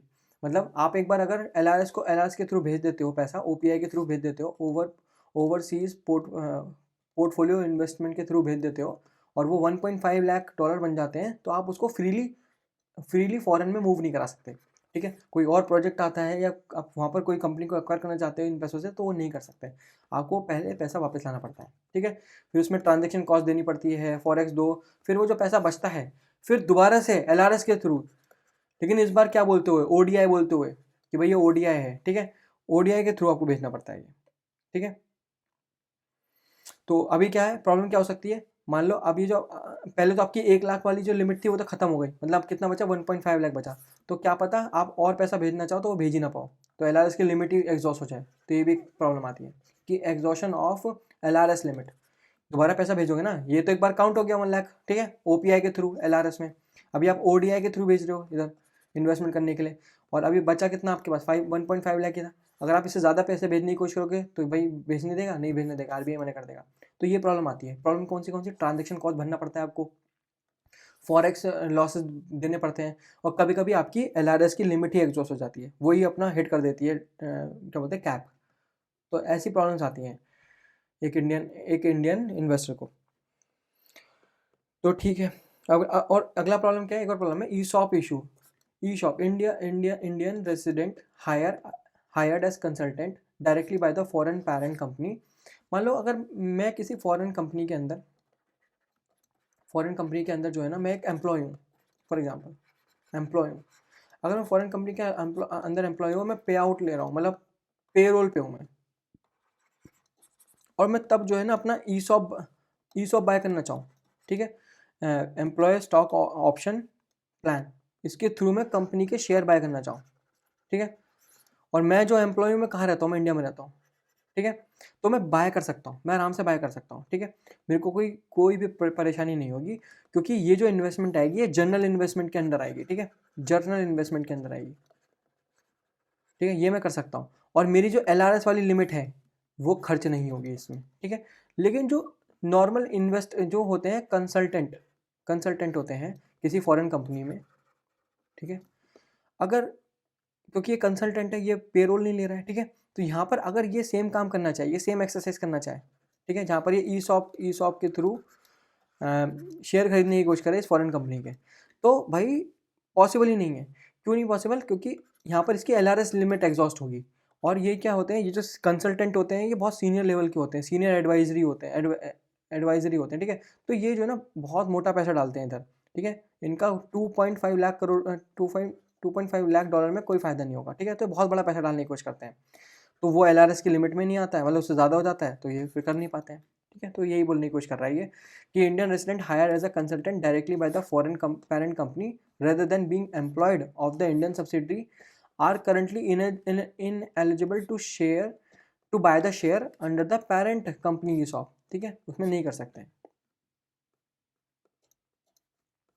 तो बस वो सेम चीज़ देखो, सारी जो मैंने आपको बताई ना वो सेम चीज़ है। हम आगे बढ़ते हैं, और थोड़ा ये भी पढ़ने का, ये बस the shadow regulation, a significant theme in the report is the difference between the क्या है रिटर्न रूल और कुछ इनफॉर्मल एनफोर्समेंट जो कि आरबीआई लगाता है, उनके बीच में डिफरेंस मैंने आपको पहले बता दिया था। एक वॉल है, जो कंपनी होती है वो प्लान कर रही होती है, planning the foreign financial services entity often hit a wall, वो हिट कर देती है वॉल, क्योंकि इवन इफ दे कंप्लाई, वो कंप्लाई भी करते हैं ना डूज एंड डोंट्स के साथ, तब भी वो नहीं कर पाते इन्वेस्टमेंट। हमने पीछे वो देखा, द टाइनी इन्वेस्टमेंट प्रॉब्लम आ जाती है, रियल एस्टेट पैराडॉक्स प्रॉब्लम आ जाती है ना, कभी कभी इनफॉर्मल ब्लॉक्स आ जाते हैं, ऑडिट ओवरकिल हो जाता है, कभी कभी बैंक जो है ना खुद से ही डिमांड करते हैं छोटे छोटे ओवरसीज सब्सिडरीज को कि भाई वो ऑडिट हो, to be audited by the foreign auditors, पर फॉरेन ऑडिटर्स बहुत ज़्यादा एक्सपेंसिव होते हैं, ठीक है। Even if the local law of that particular country, उसको ज़रूरत नहीं है कोई ऑडिटिंग की, ठीक है, फॉर स्मॉल फर्म्स के लिए कोई ऑडिटिंग की ज़रूरत नहीं है, स्टिल हमारे खुद के इंडियन बैंक्स बोलेंगे कि नहीं, उन ओवरसीज़ को बोलेंगे, स्मॉल ओवरसीज़ को कि भाई तुम कराओ, तुम फॉरेन ऑडिटर से अपना ऑडिट कराओ, और फॉरेन ऑडिटर्स बहुत महंगे होते हैं, एक्सपेंसिव होते हैं, तो फालतू में एक एडिशनल कॉस्ट बन जाता है, ठीक है। Policy versus admin, since 2019 government of India ने कुछ सेट करी हैं पॉलिसीज फॉर नॉन डेप्ट ओवरसीज इन्वेस्टमेंट, वाइल जो RBI only administer it. This has called a disconnect where the RBI might enforce unwritten curbs कर सकता है to protect their forex reserves, जो कि एक्सप्लिसिटली नहीं है, स्टेटेड नहीं है इन द गवर्नमेंट पॉलिसी। मतलब गवर्नमेंट पॉलिसी में कुछ रूल्स अलग ही लिस्टेड है, ठीक है, या वहाँ पर वो अलग तरीके से रिटर्न है, लेकिन स्टिल RBI अपनी खुद की मनमानी यहाँ पर कर रहा है, और जो अनरिटर्न चीज़ें हैं उसको भी फोर्स करने की कोशिश कर रहा है कि भाई उसका फॉरेक्स रिजर्व बचा रहे, ठीक है। बस ये है। अगला, व्हाट द इंडस्ट्री वांट। अभी इंडस्ट्री को क्या चाहिए भाई, जो मीटिंग है जो RBI की और बैंक के साथ होने वाली है या हो रही है, चल रही हैं, उसमें कुछ क्लैरिटी चाहता है भाई, इंडस्ट्री चाहती है कि भाई क्लैरिटी हो, आप एक्सप्लिसिटली बताओ ये गाइडलाइन में यस है या नो है, ठीक है। कोई ग्रे एरिया मत छोड़ो, जहाँ पर आप बैंक उसको कैसे समझता है उसके अकॉर्डिंग चीज़ें हो रही हैं, ठीक है। आप उसको यस या नो में बताओ कि हम कर सकते हैं नहीं कर सकते, अगर हम नहीं कर सकते तो फिर कोई मतलब ही नहीं है ना, वो गाइडलाइंस फिर क्लियर है। आप ग्रे एरिया में मत छोड़ो कुछ भी। प्रोपोर्शनैलिटी ईज करो कंप्लाइंस को, लाइक वैल्यूएशन रिपोर्ट, भाई स्मॉल माइनॉरिटी स्टेक मुझे बाय करने हो तो मुझे वैल्यूएशन रिपोर्ट देनी पड़ती है ना, पर वो पॉसिबल नहीं है मेरे लिए, मैंने आपको समझाया क्यों, तो वो भी उसको भी खत्म करो। कंसिस्टेंसी करो, ensure that if a rules allow an activity, अगर कोई रूल जो है एक्टिविटी को अलाउ कर रहा है, जैसे रियल एस्टेट लीजिंग है, तो मेथड ऑफ एंट्री बाय और बिल्ड जो है वो उसको अफेक्ट नहीं करना चाहिए, इतना उसको अफेक्ट नहीं करना चाहिए, तो वही है। तो वो ये सेम चीज़ है, मैंने आपको पूरा समझा भी चुका हूँ। तो पहली न्यूज़ खत्म होती है यहाँ पर। अगली न्यूज़, ठीक है, अगली न्यूज़ क्या बोल रही है, RBI reversal on default loss guarantee, ठीक है। एक DLG होता है जो हमारी RBI ने कुछ क्रिटिकल पॉलिसी रिवर्सल किए हैं, तो इसमें क्या है, ये सिग्निफिकेंटली बेनिफिट करता है NBFCs को और फिनटेक सेक्टर्स को, ठीक है। ये ना सिंपल टर्म पहले पढ़ते हैं, फिर इसके ऊपर अच्छे से डिस्कशन करेंगे। RBI अलाउ कर रहा है NBFCs को टू वंस अगेन ट्रस्ट करना द इंश्योरेंस, ठीक है, guarantee provided by the fintech partners while calculating the risk. इसकी वजह से क्या हेल्प होती है NBFCs को, उनका जो लॉक्ड अप मनी होता है वो फ्री अप हो जाता है, जिसकी वजह से वो और ज़्यादा लेंडिंग कर पाते हैं NBFCs और प्रॉफिट कमा पाते हैं। तो होता क्या था, NBFC जो है ना, NBFC का सोल पर्पस क्या है कि भाई वो पैसा उधार लेंड कर पाए, ठीक है। पर जो हमारी यंग यूथ है या कुछ ऐसी डिजिटल से भी लोग हैं, उनको कैसे कैसे लोन दें, तो वो तो नहीं दे पाएगी। उसमें आता है फिनटेक का काम। ये फिनटेक कंपनी जो है ना, जैसे कोई पेमेंट हो गया, पेटीएम हो गया, पेटीएम, ठीक है, पेटीएम जैसी कंपनी हो गई है ना, फिनटेक कंपनी हो गई, ये क्या है, ये बोरोवर ढूंढती है, सर्च करती है बोरोवर, ठीक है, सर्च करती है बोरोवर, और फिर इस बोरोवर को सर्च करके इससे मिलवाती है NBFC से, फिर NBFC लोन देती है ऐसे करके, ठीक है, ऐसे करके लोन जाता है। तो फिनटेक कंपनी का क्या है, फिनटेक कंपनी का काम है मिलवाने का, मतलब वो मिडिल मैन की तरह काम कर रही है, ठीक है। वो ऐसे पोटेंशियल बोरोवर्स को ढूंढती है और NBFC से लेंड करवाती है, ठीक है। तो यहाँ पर कुछ प्रॉब्लम आती है। प्रॉब्लम क्या है भाई, NBFC बोलता है कि ये तो तुम ढूंढ के लेके आए हो, ठीक है, और ये जो बंदा है, मान लो ये एक स्टूडेंट है, ये तो कॉलेज स्टूडेंट है, इसकी कोई क्रेडिट हिस्ट्री नहीं है, तो NBFC को लगता है कि ये तो बंदा रिस्की है बहुत ज़्यादा, तो इसको तो लैंड कर नहीं पाएंगे हम तो लैंड करेंगे नहीं, तो ये NBFC मना कर देती है, नहीं हम लैंड नहीं करेंगे। दूसरी ओर फिनटेक बोलता है देखो तुम लैंड कर दो, कोई दिक्कत नहीं है, अगर तुम लैंड करोगे तो हम जो है ना तो उसके पीछे गारंटी देंगे। अगर ये बंदा, ये स्टूडेंट जो है, ये कॉलेज स्टूडेंट जो है, अगर पैसा नहीं दे पाया, इसने डिफ़ॉल्ट किया, तो बाकी जो भी है हम आपको गारंटी देते हैं कि हम उसका पैसा पे कर देंगे, ठीक है, ये पे कर देंगे। तो वो गारंटी, वो जो गारंटी है, वो गारंटी उसको बोलते हैं default loss guarantee, default loss guarantee, DLG, ठीक है। तो ये ऐसे करके पूरा चीज़ बनती है कि फिनटेक कंपनी बोरोवर को ढूंढ के लेके आती हैं और एक पूल क्रिएट करती है, और उस पूल पे फिर ये लेंड करती है उन बोरोवर्स को, और फिर उस पूल पे जो है ना कुछ गारंटी देती है NBFC को। तो NBFC को तो कोई डर नहीं है, ठीक है, क्योंकि उसको तो एक प्रोविजनिंग अलग से मिल रही है बैंक की तरफ से, मतलब फिनटेक कंपनी की तरफ से एक अलग से गारंटी मिल रही है, तो NBFC को कोई दिक्कत नहीं है उस चीज़ में, ठीक है। तो ये एक मेन कॉन्सेप्ट था। अब आगे देखते हैं। तो द कोर कॉन्सेप्ट कि डिफ़ॉल्ट लॉस गारंटी क्या है, ठीक है। तो हम ये the most digital loans are coordinated, ठीक है, कोऑर्डिनेटेड होते हैं, मतलब क्या, एक फिनटेक कंपनी जो कि लेंडिंग सर्विस प्रोवाइडर होती है और LSP बोलते हैं, वो फाइंड करती है, वो ढूंढती है कस्टमर को, और फिर NBFC प्रोवाइड करती है एक्चुअल मनी, ठीक है, मैंने आपको जो बताया।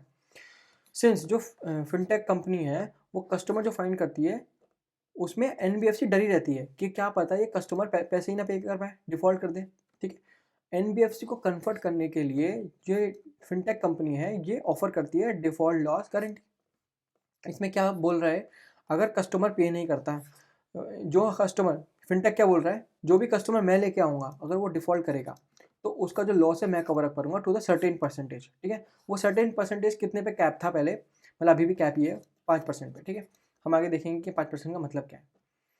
ठीक है, तो ये चीज़ है।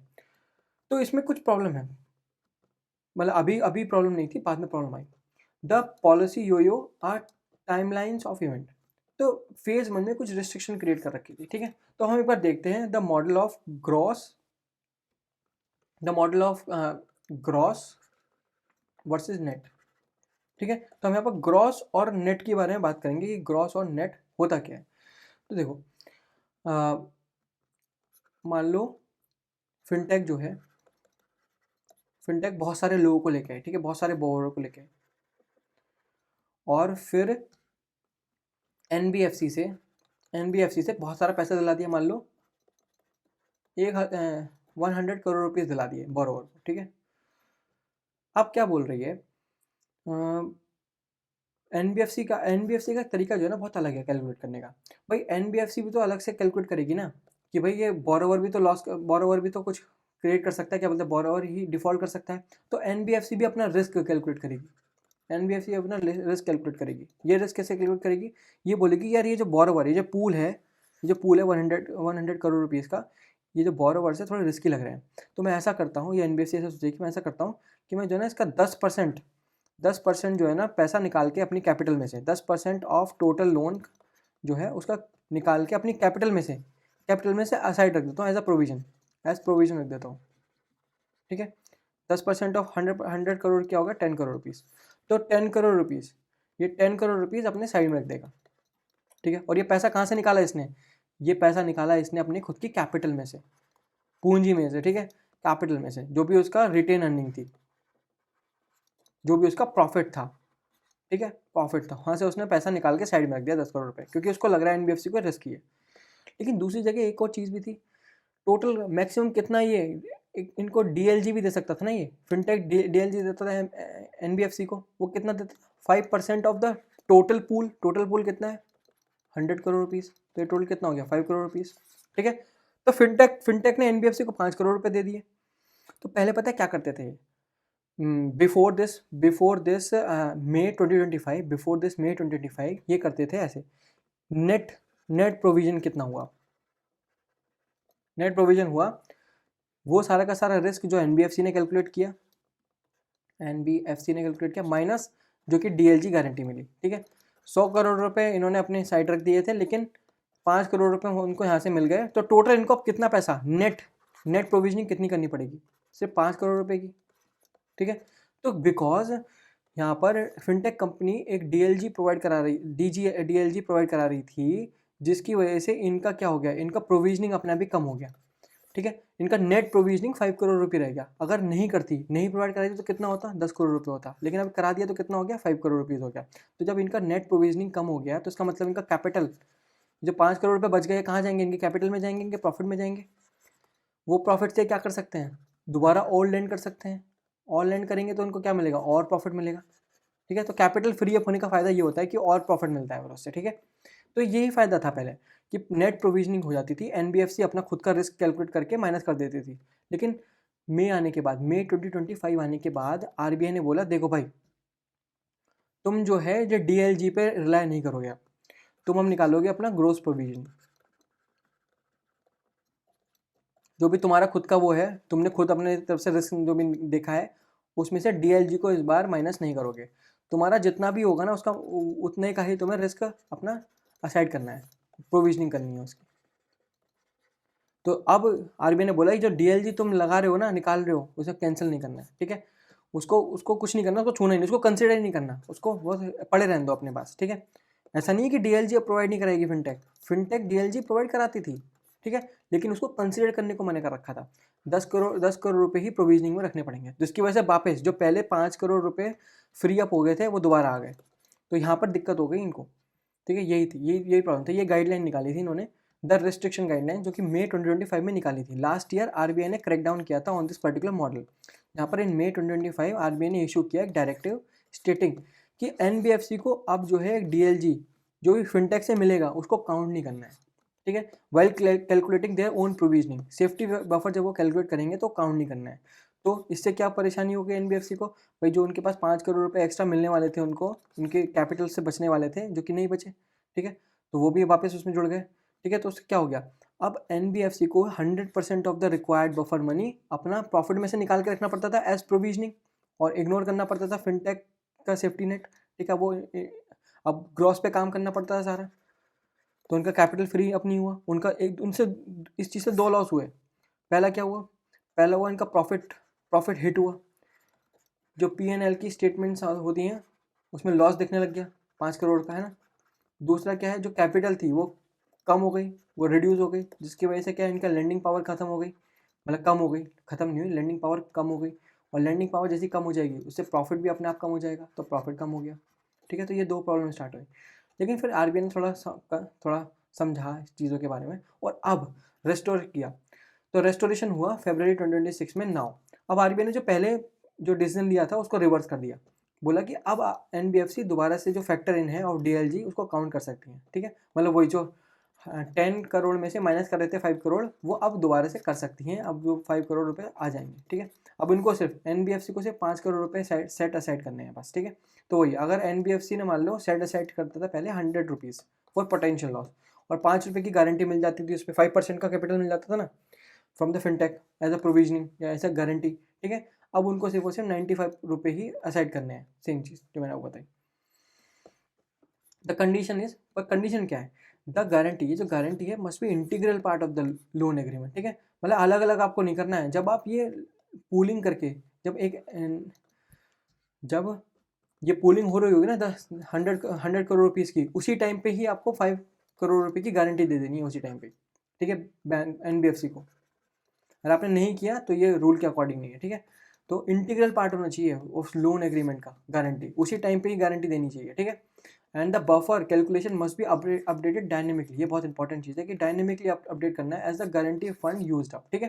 तो इसके बारे में बात करेंगे, आगे आएगा इसके ऊपर। तो इससे क्या होगा, पहले क्या हो रहा था, प्रॉब्लम क्या हो रही थी, मई 2025 में कैपिटल इनएफिशिएंसी हो रही थी, ठीक है। डबल कवरेज लेना पड़ता था पहले फिनटेक की गारंटीज और ओन प्रोविजन को, तो ये इससे क्या डबल डबल कवरेज करना पड़ रहा है, ठीक है।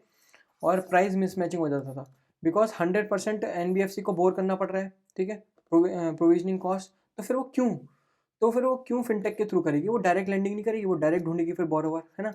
भाई अगर ये प्रॉब्लम है एनबीएफसी के साथ, ठीक है, कि भाई उनको वो जो 5% का जो उनको डीएलजी मिल रहा था वो अब नहीं मिलेगा, वो कंसिडर नहीं कर सकते हैं उसको, तो फिर फ़ायदा क्या है इनको फिनटेक का यूज़ करने का। वो खुद ही ढूंढ लेंगे ना मार्केट में जाके, फिर मार्केट में जाएंगी वो खुद ढूंढेगी। तो ये होने लग गया था। फिर फिनटेक का जो है ना, फिनटेक का भी जो बिजनेस था वो भी खत्म होने लग गया था धीरे धीरे, वॉल्यूम फ्रीज हो गया था। एनबीएफसी ने स्टॉप कर दिया था, वही वही सेम चीज़ है, एनबीएफसी ने स्टॉप कर दिया था पार्टनरिंग विद दीज फिनटेक्स। वो पार्टनरिंग नहीं कर पा रही थी फिर इससे, ठीक है। तो उनकी वजह से जो है ना, इनका खुद का बिजनेस भी डिस्ट्रॉय होने लग गया था। तो यही प्रॉब्लम्स थी।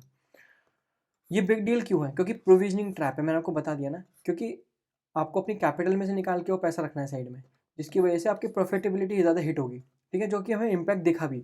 मई 2025 से जनवरी 2026 तक जो SMFG है इंडियन क्रेडिट, उसका प्रॉफिट जो है ना 44% फेल हो गया, ठीक है, क्योंकि उन्होंने 115 करोड़ रुपीज़ की लॉकिंग कर दी थी, एक्स्ट्रा लॉकिंग करनी पड़ी उनको, एक्स्ट्रा प्रोविजनिंग करनी पड़ी, ठीक है। एक क्रेडिट सेशन इंडिया है, उसका भी जो है प्रॉफिट 22% ड्रॉप हो गया, इसने भी एडिशनल प्रोविजनिंग करी 178 करोड़ की, ठीक है।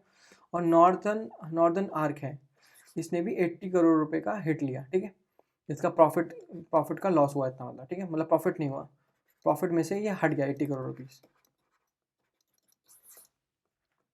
अभी इम्पैक्ट को रिवर्स कर दिया गया, तो इससे क्या होगा, एकदम प्रॉफिट बूस्ट हो जाएगा, प्रॉफिट बढ़ जाएगा, क्योंकि वो 80+ हो जाएगा प्रॉफिट में, ठीक है। और कैपिटल एफिशिएंसी भी इंक्रीज हो जाएगी, क्योंकि अब बहुत सारा कैपिटल अवेलेबल रहेगा लैंड आउट करने के लिए, rather than it having it sit idly as a buffer, ठीक है। स्ट्रेटेजिक इम्प्लीकेशन क्या है for the industry, stakeholder और benefit from the new rule. मैं आपको बता दिया एनबीएफसी को क्या है, रिड्यूस क्रेडिट कॉस्ट, उसका रिटर्न ऑफ इंटरेस्ट बढ़ जाएगा अपने आप ही। फिनटेक फिनटेक को क्या फ़ायदा है, उनका बिजनेस वॉल्यूम बढ़ जाएगा। अब पार्टनरशिपिंग ज़्यादा होगी, एनबीएफसी फिनटेक पार्टनरशिपिंग ज़्यादा करेंगे और फिर बिजनेस बढ़ाएंगे अपना, ठीक है। और बोरोवर का क्या फ़ायदा होगा, एक्सेस मिल जाएगा टू द क्रेडिट, ठीक है, उनको आसानी से पैसा मिल पाएगा, ठीक है, तो ये फ़ायदा होगा।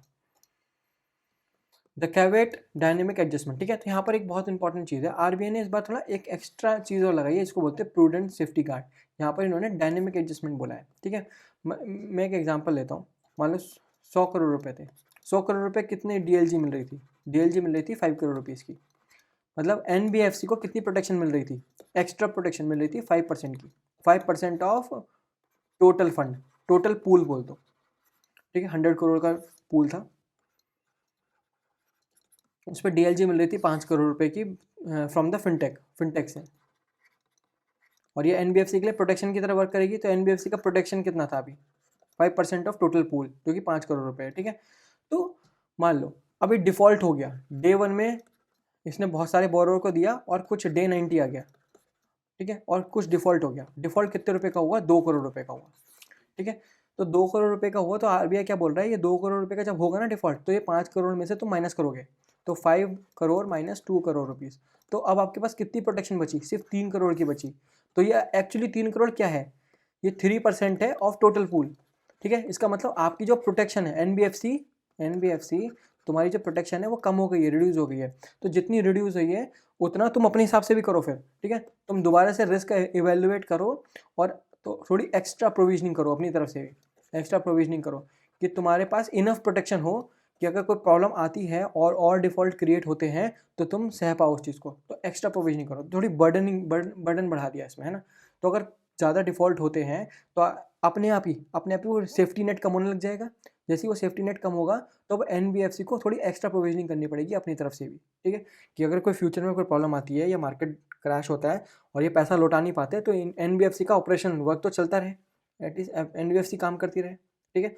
The NBFC must immediately updates इस कैलकुलेशन, है ना, वो अपडेट करती रहे, और दे कैन नॉट कंटिन्यू, वो ये एज्यूम ना करें कि भाई उसको 100% मतलब 5% का प्रोटेक्शन मिल रहा है। यहाँ पर एग्जाम्पल उन्होंने दूसरा लिया है, मैंने दूसरी तरीके से पढ़ा है आपको, ठीक है। अगला, ठीक है, तीसरी न्यूज़ देखते हैं। तीसरी न्यूज़ क्या बोल रही है, review of press note 3 2020 propose D minimus relaxation, ठीक है। तो पहले एक बार प्रेस नोट 3 के बारे में पढ़ लेते हैं कि प्रेस नोट 3 है क्या, ठीक है। प्रेस नोट 3 एक ऐसी रेगुलेशन है जो रिस्ट्रिक्शन लगाती है एफडीआईज पे, ठीक है, एफडीआईज पे। वो भी एफडीआई कौन सी एफडीआईज, देखो इंडिया इंडिया इंडिया जिनके साथ भी लैंड शेयर करती है ना, उन कंट्रीज़ पे प्रेस नोट 3 लगता है, ठीक है। ये प्रेस नोट 3 उन पे ही लगता है। वहाँ की एफडीआईज को जो है ना गवर्नमेंट की परमिशन के थ्रू ही इन्वेस्टमेंट करने की आज़ादी है। देखो नॉर्मली क्या होता था, देखो ये हम मान के चलते हैं प्री प्रेस नोट 3 के टाइम पे क्या होता था, जब भी कोई एफडीआई कौन सा एफडीआई जो कि इंडिया के साथ लैंड शेयर करे या इंडिया के आसपास है, नेबरिंग कंट्री है, जब भी कोई नेबरिंग कंट्री का एफडीआई इंडिया के मार्केट के अंदर इन्वेस्टमेंट करना चाहता था, एफडीआई तो वो कैसे करता था, वो ऑटोमेटिक रूट के थ्रू इन्वेस्टमेंट कर लेता था पहले, फिर गवर्नमेंट को इन्फॉर्म करता था, फिर इंडियन गवर्नमेंट को इन्फॉर्म करता था, ठीक है। लेकिन जब ये प्रेस नोट 3 आ गया, प्रेस नोट 3 PN3, तब क्या नया रूल क्या आ गया, एफडीआई जो है ना, जो नेबरिंग एफडीआई है, वो अब पहले इंडिया की गवर्नमेंट से परमिशन लेंगे कि हम यहाँ पर इन्वेस्टमेंट कर रहे हैं। मान लो आपकी कुछ नेशनल सिक्योरिटी वाली चीज़ों में इन्वेस्टमेंट कर रहे हैं, कुछ फ्लावर डिलीवरी स्टार्टअप में इन्वेस्टमेंट कर रहे हैं, या इस पर्टिकुलर कोई स्टील बनाने वाली कंपनी में इन्वेस्टमेंट कर रहे हैं, पहले ये बताएगी सब कुछ, ठीक है। और कितना कितना पैसा कर रहे हैं, उससे कितनी स्टेक मिलेंगी, सब बताएगी इन्फॉर्मेशन, ठीक है, गवर्नमेंट को। फिर गवर्नमेंट पूरा अपना खुद की तरफ से चेकिंग करेगी सारी, वो चेक्स करेगी कि भाई यहाँ पर ये जो नेशनल डिफेंस में कर रहे हैं, मतलब यहाँ पर कोई डिफेंस की कंपनी में करने की कोशिश कर रहे हैं, इससे नेशनल थ्रेट तो नहीं है, अगर थ्रेट हुआ तो कैंसिल कर देगी उसको, नहीं। फ्लावर फ्लावर डिलीवरी स्टार्टअप में करने की कोशिश करें, क्या इससे कोई नेशनल सिक्योरिटी में कोई थ्रेट है, अगर नहीं हुआ तो फिर उसमें थोड़ी और स्क्रूटनी करेगी, ठीक है। और फिर उसके बाद इन द एंड इसको अलाउ करेगी, ठीक है, जिसमें यूजुअली टाइम कितना लगेगा, 9 to 12 मंथ्स लगेंगे, ठीक है। कोई स्टील कंपनी में अगर ये मान लो स्ट्रेटेजिक आउटलुक रखती है और इंडिया की नेशनल डिफेंस मतलब नेशनल सिक्योरिटी के लिए इंपॉर्टेंस है, अगर स्टील प्लांट का है ना, ये स्टील कंपनी का, और यहाँ पर एफडीआई करने की कोशिश कर रही है इन्वेस्टमेंट, तो इसको कैंसिल कर देगी। तो ऐसे स्क्रूटनाइज करेगी, ठीक है, इंडियन गवर्नमेंट पहले स्क्रूटनाइज करेगी। पहले क्या होता था, ये पहले लोग जो है ना एफडीआई ये ऑटोमेटिक रूट के थ्रू इन्वेस्टमेंट कर देते थे, फिर गवर्नमेंट को बताते थे। लेकिन पोस्ट प्रेस नोट 3 ये सारे के सारे एफडीआई पहले इंडियन गवर्नमेंट को बताएंगे कि वो कहाँ कहाँ कर रहे हैं, फिर इंडियन गवर्नमेंट अप्रूव करेगी, ठीक है। इंडियन गवर्नमेंट मतलब यहाँ पर सारी मिनिस्ट्रीज को बताएंगी, फिर मिनिस्ट्रीज स्क्रूटनाइज करेगी और फिर मतलब पूरी स्क्रूटनी करेगी और फिर अप्रूवल देगी, ठीक है। और तभी कोई नेबरिंग एफडीआई जो है यहाँ पर पैसा इन्वेस्ट कर सकता है, ठीक है। तो ये क्यों लाया गया? देखो, ये लाया गया था एट अ टाइम ऑफ कोविड-19। तो 2020 का सबसे मेन वो चल रहा था, मेन वेव चल रही थी उस टाइम पे। जो हमारा इंडियन मार्केट था ना वो बहुत क्रैश हो गया था, मतलब पूरी इंटरनेशनल इकोनॉमी क्रैश हो गई थी, ठीक है। तो इंडियन मार्केट भी क्रैश था, जहाँ पर इंडिया की कंपनीज हैं, इंडिया की जो कंपनी है वो अपने बेसिक प्राइस से बहुत नीचे अंडर वैल्यू जो है ना ट्रेड हो रही थी। तो चाइना की इकोनॉमी है ना, चाइना की इकोनॉमी हमसे बहुत बड़ी है, ठीक है। तो वो रिकवर हमसे फास्ट हो रहे थे। जब वो हमसे रिकवर फास्ट हो रहे थे तो वहाँ के एफडीआई को क्या प्लान आया दिमाग में कि ऐसा करते हैं यार, इंडिया की कंपनी में बहुत सारी कंपनी जो है ना अंडर वैल्यू हैं, और because of the market crash और उनके जो बेसिक प्राइस है ना बहुत नीचे हैं, स्टॉक प्राइस है बहुत नीचे हैं, तो हम ऐसा करते हैं, हम अपॉर्चुनिस्टिक टेक ओवर कर लेते हैं इनकी सारी की सारी कंपनीज को, ठीक है। मतलब जितनी भी कर सकते थे, क्योंकि ऑटोमेटिक रूट तो है, ठीक है। यही चीज़ ना हो कि ये अपॉर्चुनिस्टिक टेक ओवर ना करें हमारी इंडियन कंपनीज का, वो भी अंडर वैल्यू है ना, मतलब प्राइस से भी बहुत नीचे, ठीक है, बैड प्राइस पे, ठीक है। जहाँ पे इंडिया को तो वैसे ही फायदा नहीं हो, इंडिया इस कंपनी को फायदा ही ना हो कुछ भी, है ना, वैसे करके इन्वेस्टमेंट कर लें। इसको रोकने के लिए प्रेस नोट 3 लगाया गया कि वो कंट्रीज जो हमसे ज़्यादा तेज़ रिकवर कर रही हैं, वहाँ के एफडीआईज हमारी इंडियन कंपनी को अपॉर्चुनिस्टिक टेक ओवर ना कर ले। इसलिए ये प्रेस नोट 3 लगाया गया कि पहले तुम्हें इन्वेस्टमेंट से पहले गवर्नमेंट से डीलिंग करनी पड़ेगी, ठीक है, और तभी तुम ऐसे इन्वेस्टमेंट कर सकते हो। और गवर्नमेंट मोस्टली मना ही कर देगी, नहीं तुम ऐसी जगह नहीं कर सकते, ठीक है। तो हमारी खुद की कंपनीज को बचाने के लिए at the time of crisis ये प्रेस नोट 3 को लगाया गया था, ठीक है, इसको लागू किया गया था। पर इससे प्रॉब्लम बहुत सारी क्रिएट हुई। प्रॉब्लम ये क्रिएट हुई कि अगर कोई छोटा इन्वेस्टर है, स्मॉल इन्वेस्टर है, जिसको जो है ना, जिसको मतलब ही नहीं है, कोई स्ट्रेटेजिक टेक ओवर नहीं करना चाहता, वो अपॉर्चुनिस्टिक टेक ओवर नहीं करना चाहता, वो बस 0.5% स्टेक लेके बैठा है, ठीक है। क्या 0.5% स्टेक लेके बैठा है तो क्या कोई कंट्रोल है, कोई बोर्ड मेंबर है? नहीं, नो, ठीक है। कोई स्ट्रेटेजिक कंट्रोल है इसके पास? नो। कोई कॉन्फिडेंशियल इन्फॉर्मेशन इसके पास आएगी? नो। तो भाई इसको भी सेम तरीके से डीलिंग क्यों कर रहे हो? इसको भी PN3 के साथ जाना पड़ेगा, ठीक है, पहले इसको अप्रूवल लेना पड़ेगा। अगर ये मान लो सिर्फ $10,000 ही इन्वेस्ट करना चाहता है, जो कि सिर्फ इसको 0.5% स्टेक देगा, जिससे इसको कोई कंट्रोल तो मिल ही नहीं रहा है, तो इसे फालतू में PN3 के थ्रू क्यों भेज रहे हो? तो यही चीज़, क्योंकि ये जो PN3 है, ये हर एक टाइप की investment from the neighbouring countries उसको सेम तरीके से डील करता है, ठीक है, चाहे वो 10,000 की हो चाहे बिलियंस की भी हो, ठीक है, कोई फर्क नहीं पड़ता। और दोनों में ही एक स्मॉल इन्वेस्टमेंट में और एक बड़ा अपॉर्चुनिस्टिक टेक ओवर में, दोनों में ही सेम रिसोर्सेज लग रहे हैं गवर्नमेंट का सेम टाइम लग रहा है स्क्रूटनी करने के लिए। तो भाई इसमें फालतू में टाइम क्यों लगा रहे हो तुम?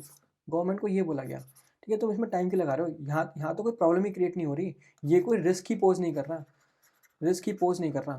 ठीक है, कोई रिस्क ही नहीं है इधर, तो आप इसमें टाइम क्यों लगा रहे हो? एक तो और दिक्कत हो रही है इससे, दिक्कत दूसरी क्या हो रही है, हमारे जो स्टार्टअप हैं, मान लो नॉर्मली स्टार्टअप को प्रॉब्लम हो रही थी, स्टार्टअप मनी रेस करते हैं, और मान लो इन्होंने मनी रेस किया होगा चाइनीज़ लोगों से, है ना, फॉर एग्जांपल चाइनीज़ इन्वेस्टर से किया हो, ठीक है। और कभी कभी मान लो कोई इमरजेंसी आ गई हो, ठीक है, कोई इमरजेंसी आ गई जहाँ पर स्टार्टअप जो है ना बंद हो सकता है, और तब उसको पैसों की ज़रूरत हो। दूसरी ओर जो चाइना के इन्वेस्टर हैं वो पैसा देने के लिए तैयार हैं, ठीक है, पैसा भी इनको मिल जाएगा। तो ये चेक बनाते हैं और भेजते हैं, भाई ठीक है इधर हम पैसा देते हैं, लेकिन यहाँ पर PN3 आ जाता है एकदम। गवर्नमेंट बोलती है रुको, कैसे दे दोगे तुम, पहले हमसे डीलिंग करो, और ये डीलिंग करने में लग जाते हैं 9 से 12 महीने। इतनी देर में तो ये जो स्टार्टअप है जो क्राइसिस में था ये तो बंद हो जाएगा। तो ऐसी प्रॉब्लम्स भी होती थी कि चाइना के इन्वेस्टर्स सपोर्ट करना चाहते थे इंडिया के स्टार्टअप्स को, लेकिन वो कर ही नहीं पाते थे, 9 से 12 महीने लगते थे, उतने में तो स्टार्टअप ही निपट जाता था, ठीक है। तो अब ऐसी प्रॉब्लम्स भी होनी स्टार्ट हो गई, ठीक है। माना तो हमारी इंडियन कंपनी को बचाना चाहते थे इनिशियली, लेकिन अब वो थोड़े रिस्क पोज कर रही है इंडिया पे, उसको हर्ट करने की कोशिश कर रही है। यहाँ पर स्मॉल इन्वेस्टमेंट भी एक बहुत ज़्यादा स्क्रूटनाइज वे में आ रही है, ठीक है। तो ऐसा ना हो इसलिए कुछ एक पर्टिकुलर चीज़ लाई गई जिसको बोलते हैं डी मिनिमस थ्रेशोल्ड, ठीक है। तो वो पढ़ते हैं फिर आप आगे। तो मैं आपको देखो ये सेम चीज़ बता दी, कोई भी इन्वेस्टमेंट अगर किसी भी कंट्री से आती है जिससे हम लैंड बॉर्डर शेयर करते हैं, जैसे चाइना, पाकिस्तान, बांग्लादेश, म्यांमार, भूटान, नेपाल, अफगानिस्तान, तो उनके लिए जो है ना गवर्नमेंट का अप्रूवल मैंडेटरी है, ठीक है। ऑब्जेक्टिव यही था to prevent the opportunistic take over ना हो जाए हमारी डिस्ट्रेस इंडियन कंपनीज का बाय द फॉरेन एंटिटीज़। और स्पेशली ये किसके लिए लाया गया था? चाइना के लिए। हम बोलते रहे कुछ भी, लेकिन हमने चाइना के लिए ही किया था कि चाइना नहीं करे, क्योंकि चाइना हमसे ज़्यादा स्ट्रॉन्ग है economy wise during the economic down turn, ठीक है। इम्पैक्ट क्या था? This effectively block the automatic route, ठीक है। ऑटोमेटिक रूट को ब्लॉक कर दिया था इसने फॉर द चाइनीज इन्वेस्टर्स।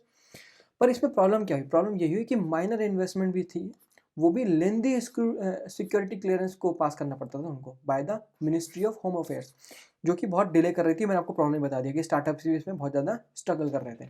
तो उसको ख़त्म करने के लिए क्या लाया गया? The proposal D minimus threshold. तो यहाँ पर गवर्नमेंट ने बोला कि देखो हम कुछ एक नया रिलैक्सेशन लेके आएंगे स्मॉल इन्वेस्टमेंट के लिए। मान लो वहाँ पर एक डी मिनिमस चीज़ करेंगे। डी मिनिमस क्या होता है? एक लैटिन वर्ड है, एक लैटिन लीगल टर्म है जिसका मतलब होता है कंसर्निंग मिनिमम थिंग। यहाँ पर हम एक स्पेसिफिक थ्रेशोल्ड बनाएंगे। यहाँ पर या तो वो थ्रेशोल्ड मॉनेटरी वैल्यू पे डिपेंड होगी कि भाई इन्वेस्टमेंट्स एक्स करोड़ की हो या कुछ परसेंटेज ऑफ इक्विटी हो। मान लो 10 करोड़ रुपए से कम की इन्वेस्टमेंट को कंसीडर किया जाएगा डी मिनिमस इन्वेस्टमेंट, और वहाँ पर उनको ऑटोमेटिक रूट के थ्रू भेज दिया जाएगा, कोई दिक्कत नहीं है, ठीक है। ऑटोमेटिक के थ्रू एफडीआई आ सकता है, एफडीआई आ सकता है, ठीक है। या कुछ ऐसी ऐसी थ्रेशोल्ड बनाई जाएगी कि 10% से कम इक्विटी लेने वाला ऑटोमेटिक रूट के थ्रू आ जाए। तो इसको बोलते हैं डी मिनिमस, ठीक है। तो the propose change investment below this particular threshold, ये थ्रेशोल्ड से नीचे वाली है उनको जो है ना वाया ऑटोमेटिक रूट जो है ना एंट्री दे दी जाएगी विदाउट एनी गवर्नमेंट अप्रूवल। इसको ही बोल रहे हैं डी मिनिमस, ठीक है। डी मिनिमाइज किया। कंडीशन कंडीशन क्या है? This would likely apply only to the sector जो कि नॉन सेंसिटिव होंगे, ठीक है। भाई हम अपनी डिफेंस में चाहे 10 रुपये भी आ रहा हो, फॉर एग्जाम्पल, वैसे 10 रुपये आएंगे तो कोई दिक्कत नहीं है, आ जाए कोई दिक्कत नहीं, लेकिन 10 रुपये भी आ रहे हो तब भी वो स्क्रूटनाइज होंगे, ठीक है। कि भाई कहीं ऐसा तो वो 10-10 करके जो धीरे धीरे करके आ रहे हैं 10 बहुत सही जगहों से, क्या पता उनका जो मेन ओनर है वो चाइना ही निकले, चाइना का इन्वेस्टर निकले, उसको ही बोलते हैं बेनिफिशियरी ओनर। अभी आएगा एक टर्म बेनिफिशियरी ओनर, ठीक है। टेलीकॉम में नहीं करने देंगे और क्रिटिकल डाटा इंफ्रास्ट्रक्चर में नहीं करने देंगे, क्योंकि फिर इनको वो डाटा, हमारे डाटा का एक्सेस मिल जाएगा, ठीक है। Where there are no security concern, जहाँ पर सिक्योरिटी कंसर्न नहीं होंगे वहाँ पर ये इस रूट के थ्रू आप आ सकते हो, कोई दिक्कत नहीं है, ठीक है। वहाँ पर PN3 का कोई भी रेगुलेशन नहीं लगेगा। गवर्नमेंट ऐसा क्यों कर रही है? क्योंकि गवर्नमेंट ने कुछ प्रॉब्लम्स को देखा, ठीक है। पहले प्रॉब्लम क्या थी? Operational friction and delays. बहुत ज़्यादा फ्रिक्शंस क्रिएट हो रहे थे, डिले भी क्रिएट हो रहे थे, ठीक है। तो देखो सेम चीज़ है, फॉलो अप इन्वेस्टमेंट में प्रॉब्लम्स क्रिएट हो रही थी। फॉलो अप इन्वेस्टमेंट में देखो, फॉलो अप इन्वेस्टमेंट मैंने आपको जैसे स्टार्टअप का एक एग्जांपल दिया था कि स्टार्टअप जब डूब रहा था तो उसको और फॉलो अप इन्वेस्टमेंट की ज़रूरत थी, ठीक है। फॉलो अप इन्वेस्टमेंट की जरूरत थी जो कि उसे नहीं मिल पाई बिकॉज ऑफ PN3। तो इस चीज़ को समझा गवर्नमेंट ने कि यार ये प्रॉब्लम है, ठीक है। स्टार्टअप डूब सकते हैं इस चीज़ में, तो हमें ऐसी चीज़ों में PN3 नहीं लगाना चाहिए। लेकिन वो स्टार्टअप कैसा होना चाहिए? वो स्टार्टअप डिफेंस से रिलेटेड नहीं होना चाहिए। मान लो फ्लावर डिलीवरी स्टार्टअप था फॉर एग्जाम्पल, ठीक है। तो उसमें ये अब कोई जरूरत नहीं है, अब फॉलो ऑन इन्वेस्टमेंट हो सकती है। लेकिन पहले क्या होता था, ये फॉलो ऑन इन्वेस्टमेंट भी नहीं हो पाती थी। एक और तरीके का फॉलो ऑन इन्वेस्टमेंट हो सकता है। फॉलो ऑन इन्वेस्टमेंट कैसे? मान लो कोई स्टार्टअप है, कोई कंपनी है, वो और पैसा रेज करने की कोशिश कर रही है, क्योंकि स्टार्टअप जो है ना राउंड्स में पैसा रेज करते हैं, राउंड राउंड में बोल लो, सीरीज में करते हैं, सीरीज A B C। और क्यों करते हैं? जैसे मान लो पहले राउंड हो गया, अब दूसरे राउंड की बारी है, दूसरे राउंड में वो पैसा रेज कर रहा है स्टार्टअप। तो कब एक इन्वेस्टर के पास, एक चाइनीज मतलब एक नॉर्मल इन्वेस्टर के पास एक राइट होता है, राइट टू प्रो राटा, ठीक है। प्रो राटा में क्या होता है? मान लो जब और पैसा रेज करते हैं तो जो शेयर होते हैं वो डाइल्यूट होने जाते हैं। तो आप एक परसेंटेज ऑफ शेयर जो ना मेंटेन करना चाहते हो एज इन्वेस्टर, क्योंकि अभी डाइल्यूट होने वाले हैं, तो फिर आपको थोड़ा और पैसा डालना पड़ेगा इसमें। तो भाई पहले स्टार्टअप जो है आपको पूछते हैं, आपको इन्वेस्टर को पूछते हैं, देखो भाई हम इतना शेयर जो है ना नया मार्केट में ला रहे हैं और आप उसको आप पैसा रेस कर सकते हो उसके थ्रू, हम पैसा रेस करने वाले हैं। तो आप ऐसा करो, आपकी जो जो परसेंटेज शेयर है ना, अभी 5% थी, ये 4% पे गिर सकती है। अगर आपको ये 5% मेंटेन करना है तो आपको हमें थोड़ा सा पैसा और देना पड़ेगा, है ना। तो वो इन्वेस्टमेंट करना चाहते थे ऐसे करके कि उनका share of percentage percentage of share ना गिरे, ठीक है। तो इसको बोलते हैं फॉलो ऑन इन्वेस्टमेंट, ठीक है, कि भाई फॉलो ऑन इन्वेस्टमेंट हो जाए, फॉलो ऑन इन्वेस्टमेंट हो जाए। तो स्टार्टअप को भी पैसा मिल जाएगा और इन्वेस्टर को क्या, इन्वेस्टर का जो राइट है, लीगल राइट है कि भाई वो अपना शेयर को जो है ना मेंटेन करके चल सकता है, अगर फॉलो ऑन इन्वेस्टमेंट हो रहा है तो वो भी कर पाएगा, ठीक है। तो bye filtering out the small non threatening deals, government clear कर रही है वो बैकलॉग्स को, ठीक है, और स्पीड अप कर रही है इन्वेस्टमेंट को। अगला अगला क्या, जियो पोलिटिकल थॉइंग भी हो रही है बहुत ज़्यादा। भाई यूएस जो है ना सब पे ही, यूएस सबको ही थ्रेट दिया जा रहा है कि हम ये कर देंगे, हम वो कर देंगे, हम आप पे टैक्स बढ़ा देंगे, टैरिफ बढ़ा देंगे। तो इस टाइम पे जो है ना इंडिया और चाइना की रिलेशनशिप बहुत स्ट्रेटेजिक आउटलुक क्रिएट करती है, एक स्ट्रेटेजिक इंपॉर्टेंस रखती है। तो अब इन दोनों के रिलेशनशिप को भी थोड़ा स्ट्रॉन्ग करना पड़ेगा। तो वो ऐसे तो होगी नहीं, ठीक है। तो उसमें क्या है, जैसे कुछ फैक्टर्स हैं, जैसे चाइना और इंडिया को अपना कुछ ट्रेड डील को भी स्टेबलाइज करना पड़ेगा, जहाँ पर उन पे जो है अपनी इकोनॉमिक टाइज को बढ़ाना पड़ेगा, ठीक है। एक तो ट्रम्प फैक्टर की वजह से बढ़ाना पड़ेगा, दूसरा एक वीज़ा ईजिंग करनी पड़ेगी। देखो वीज़ा ईजिंग क्या होता है, इंडिया की आयरनी ये है, अगर इंडिया जो है एक मैन्युफैक्चरिंग सुपर पावर बनना चाहता है, जैसे मेक इन इंडिया प्रोग्राम है उसको सपोर्ट करना चाहता है, तो भाई वो कैसे कर पाएगा। सबसे ज़्यादा हाईटेक मशीन तो कहाँ से आती है, चाइना से आती है, ठीक है, चाइना से आती है मशीन, तो हाईटेक चाइना से आती है। और आप कंपोनेंट इंडिया में बनाने की बातें कर रहे हो, ठीक है। मान लो आपने मशीनें मंगाई चाइना से और इंडिया में लगा दी, ठीक है, फिर आप उससे कंपोनेंट बना रहे हो और बड़े खुशी खुशी से बोल रहे हो make in India, make in India, ठीक है। किसी दिन ये मशीनें बंद हो गई, ठीक है, चली नहीं, और हमारे इंजीनियर्स को ठीक नहीं कर पाए, क्योंकि कभी कभी ऐसी मशीनें बनाते हैं लोग, चाइनीज़ लोग, कि इनके खुद के टूल ही और इनके खुद की सॉफ्टवेयर ही उसको कंपेटेबल होते हैं, है ना। तो आपको चाइनीज़ इंजीनियर को बुलाना पड़ेगा इंडिया में। तो उसके लिए आपने वीज़ा की कोई ईजिंग रखी नहीं है। मतलब अगर कोई चाइना का इंजीनियर आना चाहे और मशीन को ठीक करना चाहे तो कर ही नहीं सकता, और अगर ये नहीं हो तो भाई मशीन तो खाली पड़ी है, ख़राब पड़ी है, एक एक्सपेंसिव ख़राब मशीन यहीं पड़ी है, उससे तुम कंपोनेंट बनाने की बातें कर रहे हो और मेक इन इंडिया चला रहे हो, वो पॉसिबल ही नहीं है, ठीक है। तो इसलिए तुम्हें ईजिंग करनी पड़ेगी, इंडिया को ईजिंग करनी पड़ेगी वीज़ा के अंदर, ठीक है। कुछ ऐसी फैसिलिटीज़, बिजनेस वीज़ाज प्रोवाइड कराने पड़ेंगे हमारे चाइनीज़ इंजीनियर्स को, कि वो अपने चाइनीज़ इंजीनियर्स को, स्पेशलिस्ट को, कि भाई वो इंस्टॉल करें या वो मेंटेनेंस करें हमारी मशीनरीज़ की इन द इंडियन फैक्ट्रीज़, ठीक है। क्योंकि हम बहुत ज़्यादा रिलाय करते हैं इन चाइना पे फॉर द एडवांस टेक्नोलॉजीज़, ठीक है। हम यहाँ पर उनकी एडवांस टेक्नोलॉजी इंडिया में लाके कंपोनेंट तो बिल्ड कर सकते हैं, या फिर मेक इन इंडिया बोल सकते हैं, लेकिन जिस दिन ये ख़राब हो गई ये मशीनें तो उसको सही कौन करेगा। तो उसके लिए बिजनेस वीज़ा को ईज़ किया गया है, ठीक है। एक लास्ट चीज़ है जिसको बोलते हैं बेनिफिशियल ऑनरशिप। तो बेनिफिशियल ऑनरशिप एक बहुत खतरनाक लूपहोल है, ठीक है। गवर्नमेंट जो है ना is also looking at the beneficial ownership. मान लो हमारा पीएन3 का मकसद क्या था, कि जो सेंसिटिव सेक्टर्स हैं उसमें जो है ना एफडीआई डायरेक्ट ना आए, वो भी नेबरिंग एफडीआई डायरेक्ट ना आए, ठीक है, मतलब आए ही ना, ऐसा क्यों ही देना चाहते हैं। मान लो कोई डिफेंस कंपनी है हमारी, पीएन3 के थ्रू नहीं है, लेकिन इसमें क्या है, नेबरिंग को बोल रखा है, सिर्फ नेबरिंग को मना कर रखा है। पर ये नेबरिंग वाली पता है क्या करती हैं, ये नेबरिंग के जो चाइना वाले इन्वेस्टर्स हैं ये जाएंगे सिंगापुर में, सिंगापुर में बनाएंगे क्या, शेल कंपनी, ठीक है।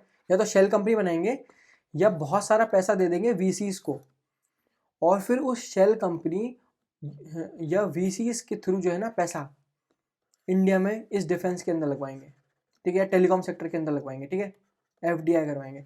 अब हमारा प्रेस नोट थ्री किसको रोकता है, वो रोकता है चाइना अपनी नेबरिंग कंट्रीज़ को, ठीक है, नेबरिंग कंट्रीज़ को रोकता है, ठीक है, जिनसे हम लैंड बॉर्डर शेयर करते हैं।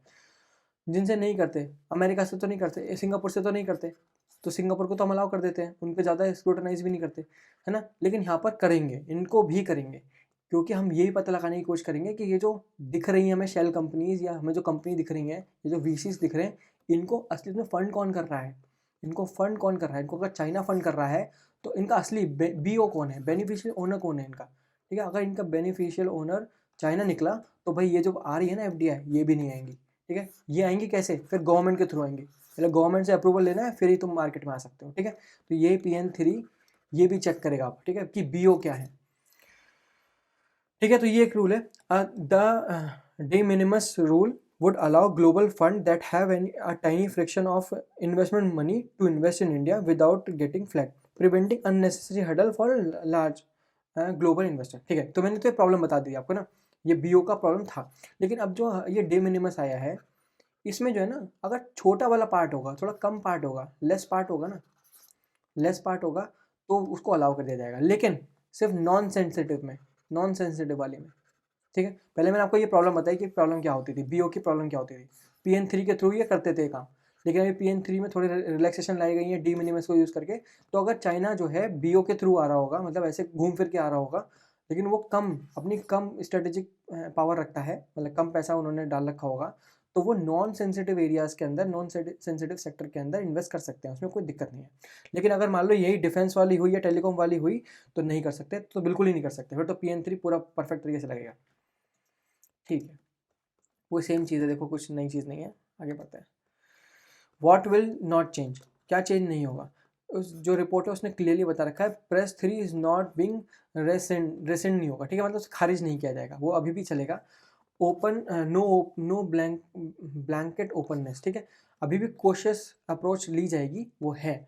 लार्ज इन्वेस्टर्स अगर वो अपॉर्चुनिस्टिक टेक ओवर करने की कोशिश करेंगे, तो उनको स्क्रूटनाइज किया जाएगा अच्छे से, हर एक सेक्टर में स्क्रूटनाइज किया जाएगा, उस तो वो देखा जाएगा अच्छे से। ठीक है, अगर लार्ज इन्वेस्टमेंट आएगी तो ठीक है, तो सिक्योरिटी स्क्रूटनी अभी भी होगी। हमारे ministry of home affairs, ministry of external affairs, ये हमेशा स्क्रूटनाइज करते रहेंगे और बीओ को देखते रहेंगे। ठीक है, लेकिन अगर छोटा पार्ट आएगा, कोई स्मॉल इन्वेस्टर्स हैं, तो वो बीओ के लिए भी अलाउ है और नॉर्मल इन्वेस्टमेंट के लिए भी अलाउ है। ठीक है, लेकिन इसमें सिर्फ नॉन सेंसिटिव सेक्टर्स में, नॉन सेंसिटिव सेक्टर्स में। ठीक है, आगे। ठीक है, फोर्थ न्यूज़ क्या बोल रही है, इंडिया का bond market divergence steepening yield curve. तो जो इंडिया का बॉन्ड मार्केट है वो विटनेस कर रहा है डाइवर्जेंस को, जहाँ पर शॉर्ट टर्म इंटरेस्ट रेट जो है वो तो कम हो रहे हैं, फॉल हो रहे हैं, और जो लॉन्ग टर्म इंटरेस्ट रेट है वो बढ़ते जा रहे हैं। ठीक है, इसी फिनोमिना को बोलते हैं स्टीपनिंग हो जाना यील्ड कर्व की, जो कि एक क्लासिक सिग्नल है that the market believe that a cycle of interest rate cut is over. अब मतलब अब जो है RBI कोई भी रेपो रेट में इंटरेस्ट रेट नहीं घटाने वाला, रेपो रेट नहीं घटाने वाला, जो कि ये दिख रहा है। और ऐसा भी हो सकता है कि फ्यूचर में जो रेपो रेट है वो बढ़ जाए। ठीक है, ये तो हमने दो तरीके से देख लिया है, ये तो नहीं होने वाला, और अब ये हो सकता है, this is a possibility. Repo rate भी बढ़ सकता है और इन्फ्लेशन भी बढ़ सकता है। ये हमने CPI वाली जो इन्फॉर्मेशन थी उसमें देखा था कि RBI ये चीज़ को समझ के चल रहा है कि ऐसा फ्यूचर में हो सकता है कि रेपो रेट हमें बढ़ाना पड़े। और रेपो रेट कब बढ़ाते हैं, इन्फ्लेशन की मार से बचने के लिए, मतलब जब इन्फ्लेशन बढ़ता है तो हमें रेपो रेट को भी बढ़ाना पड़ता है। तो क्योंकि RBI को ऐसा लग रहा है कि इन्फ्लेशन ही बढ़ेगा, क्योंकि इन्फ्लेशन बढ़ेगा तो रेपो रेट को भी बढ़ाना पड़ेगा। ठीक है, तो यही चीज़ बोल रहा है कि बिकॉज स्टीपनिंग हो रही है यील्ड कर्व की, ये क्लासिक सिग्नल है कि मार्केट ऐसा बिलीव कर रहा है और RBI भी ऐसा बिलीव कर रहा है कि cycle of interest rate cut वो खत्म, ओवर है। अब प्रिपेयर होना पड़ेगा मार्केट को कि आगे जो है ना रेपो रेट बढ़ सकते हैं। तो यहाँ पर प्रॉब्लम क्या आ रही है, बस एक देखते हैं, the two opposing forces, the short and driven by too much cash. ठीक है, सरप्लस लिक्विडिटी है यहाँ पर। तो एक बार देख लेते हैं क्या हो क्या रहा है। देखो, क्योंकि बैंक के पास बहुत सारा पैसा है इस टाइम पे, क्योंकि RBI ने बहुत पैसा फ्लड किया है सिस्टम के अंदर। ठीक है, मतलब बैंक को बहुत सारा पैसा मिल चुका है इस टाइम पे, सब बैंक के पास बहुत पैसा है। और वो पैसा जो है ना कहाँ पड़ा हुआ है, उनके वर्ल्ड के अंदर पड़ा हुआ है, बस खाली जीरो इंटरेस्ट, वो कुछ इंटरेस्ट ही अर्न नहीं कर पा रहा। ठीक है, तो इस टाइम पे बैंक जो है ना बहुत ज़्यादा डेस्परेट है कि वो किसको लेंड करें, at least to lend to someone. ठीक है, और वो कितने ही परसेंटेज पे करने को तैयार है, तो वो यही दिखा रहा है। देखो, जो yield on short term securities है, एक ओवरनाइट मनी मार्केट एसेट है, वो 5.2% पे गिर गया है। मतलब इतना गिर गया, मतलब RBI के रेपो रेट से नीचे गिर गया है, 5.25 से भी नीचे गिर गया है। इसका मतलब समझ आ रहा है, इसका मतलब ये है कि बैंक दूसरे बैंक को ये बोल रहा है कि भाई तू मुझसे पैसा ले ले, 5.20% पे, तो RBI से क्यों ही ले रहा है। ठीक है, तो यही बोलने की कोशिश कर रहा है RBI। मान लो कोई वीक बैंक है, इसको पैसे की जरूरत पड़ रही है। ठीक है, ठीक है, तो वो क्या करता है, वो नॉर्मली RBI से पैसा लेता है रेपो रेट पे, RBI से मनी लेता है रेपो रेट पे। पर दूसरा बैंक RBI की साइड में आके बोल रहा है भाई तू ऐसा कर, मेरे पास तो बहुत पैसा पड़ा हुआ है इस टाइम पे और वॉल्ट के अंदर फालतू ही पड़ा हुआ है, तो ऐसा कर 5.2% पे RBI के रेपो रेट से भी कम पे मुझसे पैसा ले ले। तो ये प्रॉब्लम हो रही है, क्योंकि सबके पास, बहुत सारे बैंक के पास बहुत पैसा है। ठीक है, बहुत पैसा है, तो वो डेस्परेट है कि भाई किसको लेंड करें। तो जब ऐसी कंडीशन आ जाती है कि जब उनके पास बहुत पैसा होता है, वो लेंड करना चाहते हैं, तो ये जो ओवरनाइट मनी मार्केट के एसेट्स या सिक्योरिटीज़ की यील्ड होती है ना, वो अपने आप ही गिर जाती है, वो रेपो रेट से भी नीचे गिर जाती है 5.20%। तो अगर रेपो रेट से भी नीचे होना ये, तो इसका मतलब लिक्विडिटी बहुत ज़्यादा है। वो मैं आपको स्टोरी बताई ना, वो क्यों है, क्योंकि बैंक मजबूर हैं, उन्हें कमी दाम पे आरबीआई के रेपो रेट से भी कम पे लेंड करना पड़ेगा, ठीक है, क्योंकि अगर वो लेंड नहीं करें तो उनके वोल्ट के अंदर वो 0% पे पड़ा रहेगा, ठीक है, कोई फायदा नहीं है उसका, ठीक है। तो वो ये चीज़ है। The reserve bank of India has injected the lot of money into the banking system. When there is a excess of cash, bank और इंस्टीट्यूशन डेस्परेट हो जाते हैं कि वो अपना मनी कहीं तो पार करें फॉर द शॉर्ट टर्म, ठीक है। तो high demand for short term bonds, या तो वो दूसरे बैंक को दे रहे हैं या शॉर्ट टर्म सिक्योरिटीज़ यूज़ कर रहे हैं वो, ठीक है। शॉर्ट टर्म सिक्योरिटीज़ में क्या है, कम कम इनको वो मिल रहा है, यील्ड कम मिल रहा है।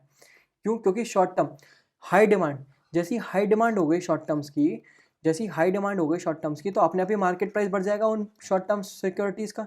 जैसे ही शॉर्ट टर्म सिक्योरिटीज़ का मार्केट प्राइस बढ़ गया, तो क्या यील्ड उस पर घट नहीं जाएगी, क्योंकि वो 1 होती है, ठीक है। मतलब ऐसा फॉर्मूला होता है, yield inversely proportional to market price. जैसे मार्केट प्राइस बढ़ने लग गया बिकॉज ऑफ द डिमांड, अपने आप ही यील्ड घट जाएगी। अब यील्ड घटने का मतलब इनको कम पैसा मिल रहा है, तो क्योंकि बैंक के पास इतना पैसा है कि वो कम यील्ड में, यील्ड डाउन होने के बाद भी अपना पैसा पार करने को तैयार है शॉर्ट टर्म में, शॉर्ट टर्म सिक्योरिटीज़ में, कि भाई उनको कुछ तो पैसा मिले। That is why overnight rates are currently lower than the benchmark repo rate. Overnight के जो रेट हैं वो बेंचमार्क रेट से भी कम है, रेपो रेट से भी कम है, क्योंकि banks are very desperate to lend to someone, ठीक है। वो कम दाम में भी देने को तैयार है पैसा, तो और कम दाम में कहीं भी पार करने को तैयार है पैसा, तो वो शॉर्ट टर्म सिक्योरिटीज़ में पार कर रहे हैं। क्योंकि वो शॉर्ट टर्म सिक्योरिटी में पार कर रहे हैं, सभी पार कर रहे हैं, हाई डिमांड है, हाई डिमांड होने की वजह से मार्केट प्राइस ज़्यादा है, मार्केट प्राइस ज़्यादा होने की वजह से यील्ड कम है उस पर। तो मतलब वही सेम चीज़ कि भाई कम दाम में भी पैसा पार करने को तैयार है। लेकिन यहाँ पर एक चालाकी भी है, क्योंकि इनको पता है, इन लोगों को पता है कि अभी आरबीआई जो ना, आरबीआई अब रेट नहीं घटाएगा, ठीक है, रेट कट नहीं करेगा, क्योंकि आरबीआई को भी लग रहा है कि इन्फ्लेशन बढ़ेगा और वो पॉसिबिलिटी कि वो रेट बढ़ा दे, ठीक है, रेपो रेट बढ़ा दे। जैसे ही वो रेपो रेट बढ़ाएगा ना, इससे पता है क्या फ़ायदा होगा, इससे जो लॉन्ग टर्म रेट्स है ना, लॉन्ग टर्म सिक्योरिटी रेट्स हैं, लॉन्ग टर्म सिक्योरिटी रेट्स हैं, वो भी धमाके के साथ बढ़ेंगे। तो अभी पता है बैंक क्या सोच रहा है, बैंक ये सोच के बैठा है कि अभी मैं शॉर्ट टर्म में डाल देता हूँ पैसा, वहाँ से तो कुछ कमाऊंगा, 5.20% कमाऊंगा फॉर एग्जाम्पल, ठीक है। फिर जैसे ही आरबीआई रेपो रेट बढ़ाएगा, है ना, इन्फ्लेशन की वजह से, मैं अपना पैसा एकदम पुल आउट करूंगा और लॉन्ग टर्म में डाल दूंगा, क्योंकि वहाँ पर क्या इंटरेस्ट रेट बढ़ जाएगा, मुझे अब 5.2 की जगह 8.2 पे मिलेगा, ठीक है। इसके पीछे रीज़न बताऊंगा कि क्यों लॉन्ग टर्म सिक्योरिटी जो है उनका रेट बढ़ जाता है इन्फ्लेशन बढ़ने पे, या आरबीआई जब भी रेट बढ़ाता है तब, ठीक है। तो अभी बस समझ लो कि बैंक का ये चालाकी है इस टाइम पे, ठीक है। तो आगे बढ़ते हैं, ठीक है। तो अब देखते हैं the long and driven by future fear, inflation and rate hikes. तो यहाँ पर क्या हो रहा है, देखो एक बहुत नॉर्मल चीज़ देख के चलते हैं कि अगर आप एक लॉन्ग टर्म बॉन्ड की बात कर रहे हो, तो लॉन्ग टर्म बॉन्ड जो होते हैं, लॉन्ग टर्म सिक्योरिटीज बोल दो, वो प्रॉब्लम क्या आती है, वो बहुत ज़्यादा सेंसिटिव होते हैं किसके लिए, इन्फ्लेशन के लिए, ठीक है। तो अगर इन्फ्लेशन बढ़ता है ना, तो जो वैल्यू है मनी की, हमें पता है अगर इन्फ्लेशन बढ़ता है, ये हमें पता है, तो वैल्यू ऑफ मनी जो है ना, वो डिस्ट्रॉय होने लग जाती है, वैल्यू ऑफ मनी घटने लग जाती है, ठीक है। ये बहुत बड़ी प्रॉब्लम आती है, ठीक है। तो यही प्रॉब्लम इसके साथ भी आती है। अगर आप लॉन्ग टर्म सिक्योरिटीज़ बाय करके बैठे होते हो, जो कि मान लो आपको पैसे दे रही है 4.5% पे, ठीक है, और ये 30 साल की फॉर 30 ईयर्स की ये सिक्योरिटी है, 30 ईयर्स की लॉन्ग टर्म सिक्योरिटी है, ठीक है, 30 ईयर्स की लॉन्ग टर्म सिक्योरिटी है, जो कि आपको 7.45 पे दे रही है रिटर्न, और इन्फ्लेशन संग में चल रहा है कितने का, 6% का चल रहा है। तो आपको इफेक्टिव कितना कितना परसेंटेज ही मिल रहा है, 1.45% ही मिल रहा है। बिकॉज ऑफ इन्फ्लेशन आपका जो फाइनल इफेक्टिव परसेंटेज था वो बहुत ही ज़्यादा कम हो गया।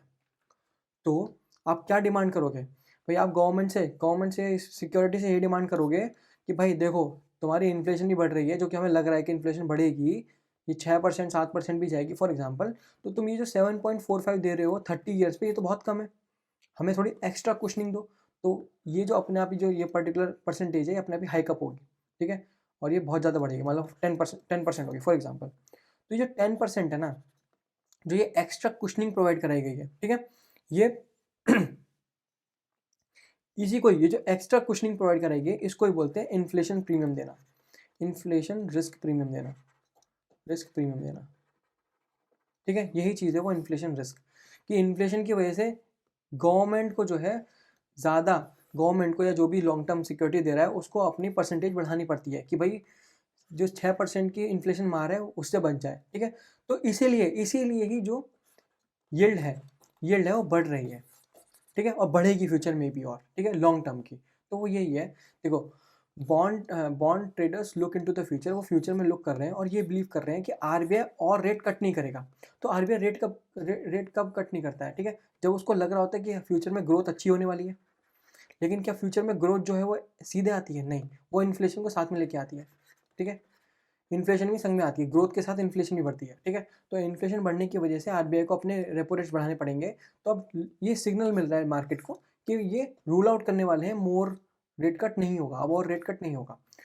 तो दस इससे क्या होगा, नेक्स्ट प्राइसिंग फेज स्टार्ट हो जाएगा, ठीक है।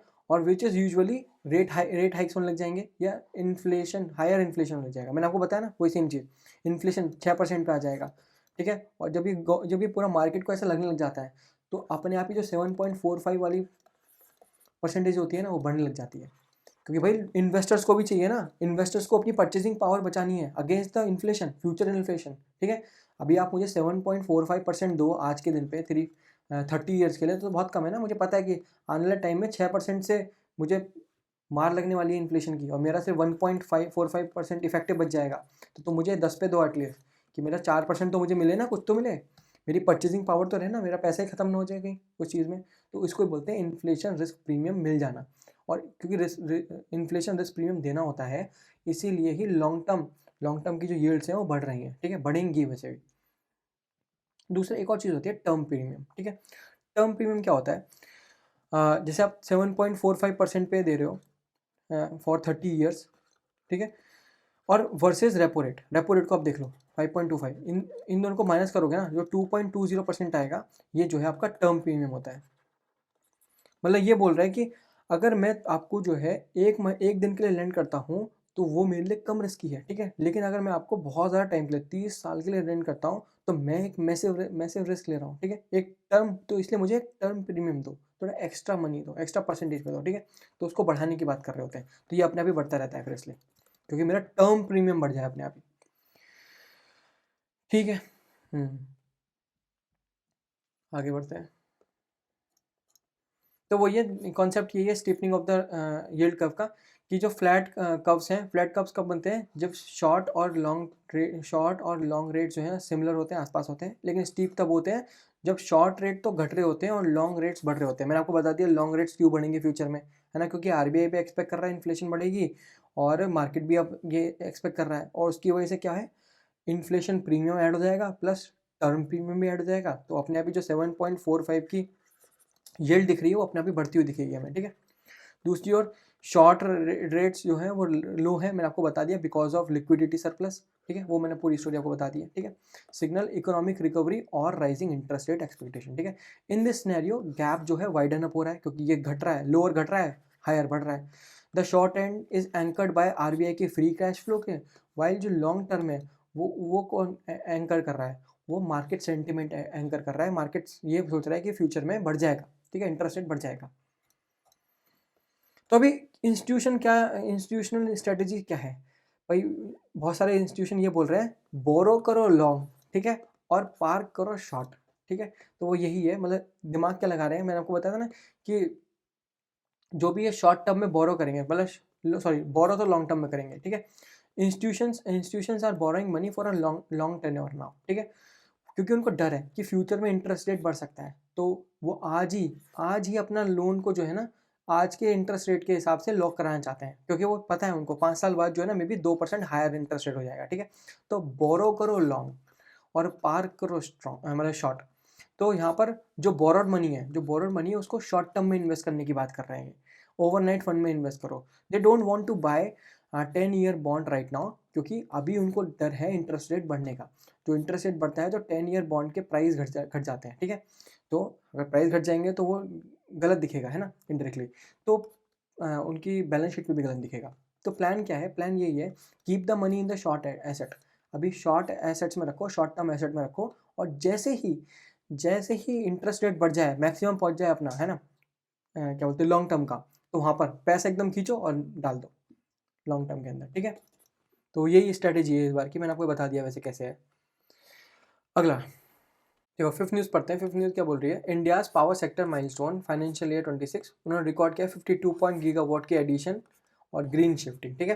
तो इंडिया का एक हिस्टोरिकल माइलस्टोन हुआ है अचीव। तो यहाँ पर क्या हुआ है इस पर्टिकुलर करंट फाइनेंशियल ईयर में, 26 फाइनेंशियल ईयर में, तो यहाँ पर क्या है 52.5 गीगावाट की पावर जनरेशन कैपेसिटी को ऐड किया है इन जस्ट 10 मंथ, ठीक है, अप्रैल से जनवरी तक, ठीक है। ये जो सर्च है हमारा, ये प्राइमरली किससे ड्रिवन हुआ है, ये ड्रिवन हुआ है push, massive push in renewable energy, ठीक है, स्पेसिफिकली सोलर पावर्स में, ठीक है। Marking a significant shift in India's energy landscape, जहाँ पर ये ग्रीन एनर्जी जो है नाउ आउटवे कर रही है फॉसल फ्यूल को energy in term of install capacity, वो हम देखेंगे। तो रिकॉर्ड क्या है, रिकॉर्ड क्या ब्रेक किया हमने, प्रीवियस ईयर हमने फाइनेंशियल ईयर 25 में हमने 34 गीगावाट की प्रीवियस रिकॉर्ड किया था, एडिशन किया था एनर्जी का, ठीक है। लेकिन टोटल इस बार कैपेसिटी हमने सिर्फ पहले 10 मंथ के अंदर कितना करा है, 52.5 गीगावाट। अभी 2 मंथ और बचे हैं, ठीक है, फैब के और मार्च के ऐड करने, ठीक है। द कंट्री हैज़ एडेड कितना है, approximately 54% of capacity, more capacity in just 10 month, ठीक है, then it did in the entire previous month, ठीक है, मतलब प्रीवियस ईयर में कितना 34 गीगावाट। ये इंडिकेट कर रहा है massive acceleration in the project execution and infrastructure development, क्योंकि हमने बहुत ज़्यादा प्रोजेक्ट एक्सिक्यूशंस किए हैं और इंफ्रास्ट्रक्चर डेवलप किया है। ये इसी को इंडिकेट कर रहा है कि हमने 54% तक, मतलब मोर कैपेसिटी हमने इंक्रीज करी है, लिखा है ना 54% तक अप्रॉक्सीमेटली, वैल्यू में कितनी है 52.5। तो ये किसकी वजह से आया है, देखो ये हमने डिस्कस भी किया था, सबसे ज़्यादा किस में हुआ है, 66.5% जंप किस में है, एडिशन किस में है, सोलर पावर में, जो कि 34.9 गीगावाट है, और विंड पावर कितनी हुई है 4.6 गीगावाट, जो कि 8.8% है। तो टोटल रिन्यूएबल कितना हुआ है 39.7 गीगावाट, जो कि 75.6% होता है। तो दूसरी ओर थर्मल, और जिसमें थर्मल और कोल गैस है, थर्मल कोल और गैस, इसमें कितना हुआ 8.8 गीगावाट एडिशन हुआ है, जो कि 16.8% है टोटल का, ठीक है। अदर में जिसमें न्यूक्लियर और हाइड्रो आता है उसमें से बस 4 गीगावाट ही है, जो कि 7.6% आता है। तो देख लो मेजोरिटी जो है वो 76% की है, वो भी सिर्फ क्लीन एनर्जी, मुझे दिख रहा है, देखिए the tipping point non fossil versus fossil. Total install capacity है 520.5 gigawatt as of January 31 financial year 26, ठीक है। फ्लिप हुआ है, देखो नॉन फॉसल फ्यूल की कैपेसिटी कितनी है 272 गीगावाट, ठीक है, जो कि है 52.2%, मतलब क्लीन एनर्जी हमारी, है ना, जिसमें सोलर, विंड, हाइड्रो, बायोमास और न्यूक्लियर आता है, ठीक है। न्यूक्लियर की 8.8 गीगावाट है। तो यहाँ पर देखो फॉसल फ्यूल कैपेसिटी से ज़्यादा है हमारी, 272 गीगावाट और 248.5 गीगावाट, तो इससे ज़्यादा है, ठीक है। ये सिग्निफिकेंस है, फॉर द फर्स्ट टाइम जो इंडिया के इंफ्रास्ट्रक्चर है फॉर क्लीन एनर्जी वो बड़ा है, ठीक है, देन द डर्टी एनर्जी। तो ये बहुत बढ़िया बात है इंडिया के लिए, ठीक है। It is important to note that the actual generation electricity produce may still lead towards coal. देखो ये तो इंस्टॉल कैपेसिटी में है, लेकिन असलियत में सबसे ज़्यादा एनर्जी कौन प्रोड्यूस करता है, स्टिल वो कोल के थ्रू ही आती है। ये ट्विस्ट है एक तरीके से, मतलब हमारे पास कैपेसिटी तो बहुत ज़्यादा है ना, हमारे पास इंस्टॉल कैपेसिटी बहुत ज़्यादा है, ठीक है, इंस्टॉल कैपेसिटी हमारे पास 272 गीगावाट की है, लेकिन स्टिल हम ज़्यादा से ज़्यादा एनर्जी जो एक्चुअल जनरेशन होता है, जो एक्चुअल इलेक्ट्रिसिटी प्रोड्यूस होती है, वो किससे करते हैं, वो कोल एनर्जी से करते हैं, और थर्मल पावर प्लांट हमारा 24/7 चलता है। दूसरी ओर जो कि सोलर और विंड है वो तो सिर्फ इंटरमीडिएट है, ठीक है, मतलब जब हवा होगी तब चलेगा विंड वाला, और जब सूरज होगा तब चलेगा सोलर वाला। Why did demand moderate? The report mentioned that power demand growth in financial year 26 was moderate, slower as compared to the previous 2 year, क्योंकि हाई बेस इफेक्ट था, ठीक है, बार बार नहीं बताऊंगा, बार बार हम बहुत बार डिस्कस कर चुके हैं कि हाई बेस इफेक्ट से क्या परेशानी आती है, ठीक है। और फेवरेबल वेदर था, माइल्डर समर और बेटर मानसून था, which likely to reduce the need of air conditioning, हमें एयर कंडीशनिंग की जरूरत नहीं पड़ी या इरिगेशन पंप नहीं करना पड़ा, क्योंकि अच्छा खासा मानसून आया था, तो cooling down the peak electricity demand, तो इसलिए डिमांड जो है कम रही, ठीक है, लास्ट टॉपिक है DPDP act readiness alarm surface compliance versus structural overhauling. तो यहाँ पर एक ग्रोइंग अलार्म है among the privacy technology expert and consultant regarding the readiness of Indian companies. यहाँ पर वो स्टार्टअप की बात कर रहे हैं और मिड साइज एंटरप्राइजेस की बात कर रहे हैं फॉर द डीपीडीपी एक्ट। तो यहाँ पर जो हमारी गवर्नमेंट है वो बहुत ज़्यादा कंप्रेस कर रही है टाइमलाइन को। वो चाहती है कि डीपीडीपी एक्ट को जल्दी से एनफोर्स कर दिया जाए, इस लॉ को जल्दी से एनफोर्स कर दिया जाए। लेकिन जो कंसल्टेंट्स हैं, जो एक्सपर्ट्स हैं, जो टेक्नोलॉजी एक्सपर्ट्स हैं, वो बोल रहे हैं देखो भाई, आप जितना तेज़ी कर रहे हो ना उतनी तेज़ी से ये जो स्टार्टअप और मिड साइज एंटरप्राइजेज है ना, ये नहीं कर पाएंगे इसको, मतलब ये फॉलो अप नहीं कर पाएंगे इसको। ठीक है, इस पर जितना भी चीज़ें चेंज करनी है, क्योंकि वो जो जो हमारी कंपनीज़ हैं, ये जो स्टार्टअप्स हैं, मिड साइज एंटरप्राइजेज हैं, ये अभी सिर्फ कॉस्मेटिक कंप्लाइंस पे ही भरोसा कर रही हैं, है ना। ये डीप ऑपरेशनल चेंजेस नहीं देख पा रही हैं जो आप डीपीडीपी के थ्रू लाना चाहते हो। ठीक है, जो ये लॉ डिमांड कर रहा है, ये जो लॉ डिमांड कर रहा है ये ज़्यादा डिमांड कर रहा है, लेकिन ये स्टार्टअप और मिड साइज एंटरप्राइजेज है, ये नहीं कर पाएंगे इस चीज़ को, इसमें टाइम लगेगा। तो उन चीज़ों के ऊपर प्रॉब्लम है। द सरफेस लेवल ट्रैप यही है कि बहुत सारी ऑर्गेनाइजेशन है वो डीपीडीपी कंप्लायंस को जो है ना बस एक लीगल चेक बॉक्स की तरह देख रही हैं, पर यहाँ पर पूरे का पूरा टेक्निकल ओवरहॉलिंग करनी है। ठीक है, ये मिसकंसेप्शन है कि जो कंपनी है ये बिलीव कर रही है इफ़ दे अपडेट, वो सिंपली अगर अपनी प्राइवेसी पॉलिसी पेज को अपडेट कर दें और एक कंसर्न बैनर बना दें, ठीक है, ऐड कर दें, तो वो कंप्लाइंट है, बस इतना ही करना है। नहीं भाई, बहुत, ये तो सिर्फ सरफेस लेवल कंप्लाइंस है ना। तो एक्सपर्ट इसको सिर्फ सरफेस लेवल कंप्लाइंस बोल रहे हैं। एक डीपीडीपी एक्ट जो है बहुत कुछ चाहता है, फंडामेंटल चेंजेस चाहता है कि आप कैसे डाटा को हैंडल करते हो इनसाइड द कंपनी। ठीक है, कंपनी के सर्वर में आप उस डाटा को कैसे हैंडल करते हो, ना कि सिर्फ आप उसे कैसे प्रेजेंट करते हो to the user on the screen, वो बहुत गलत है। ठीक है, आपको आपको डीप ओवरहॉलिंग करनी पड़ेगी।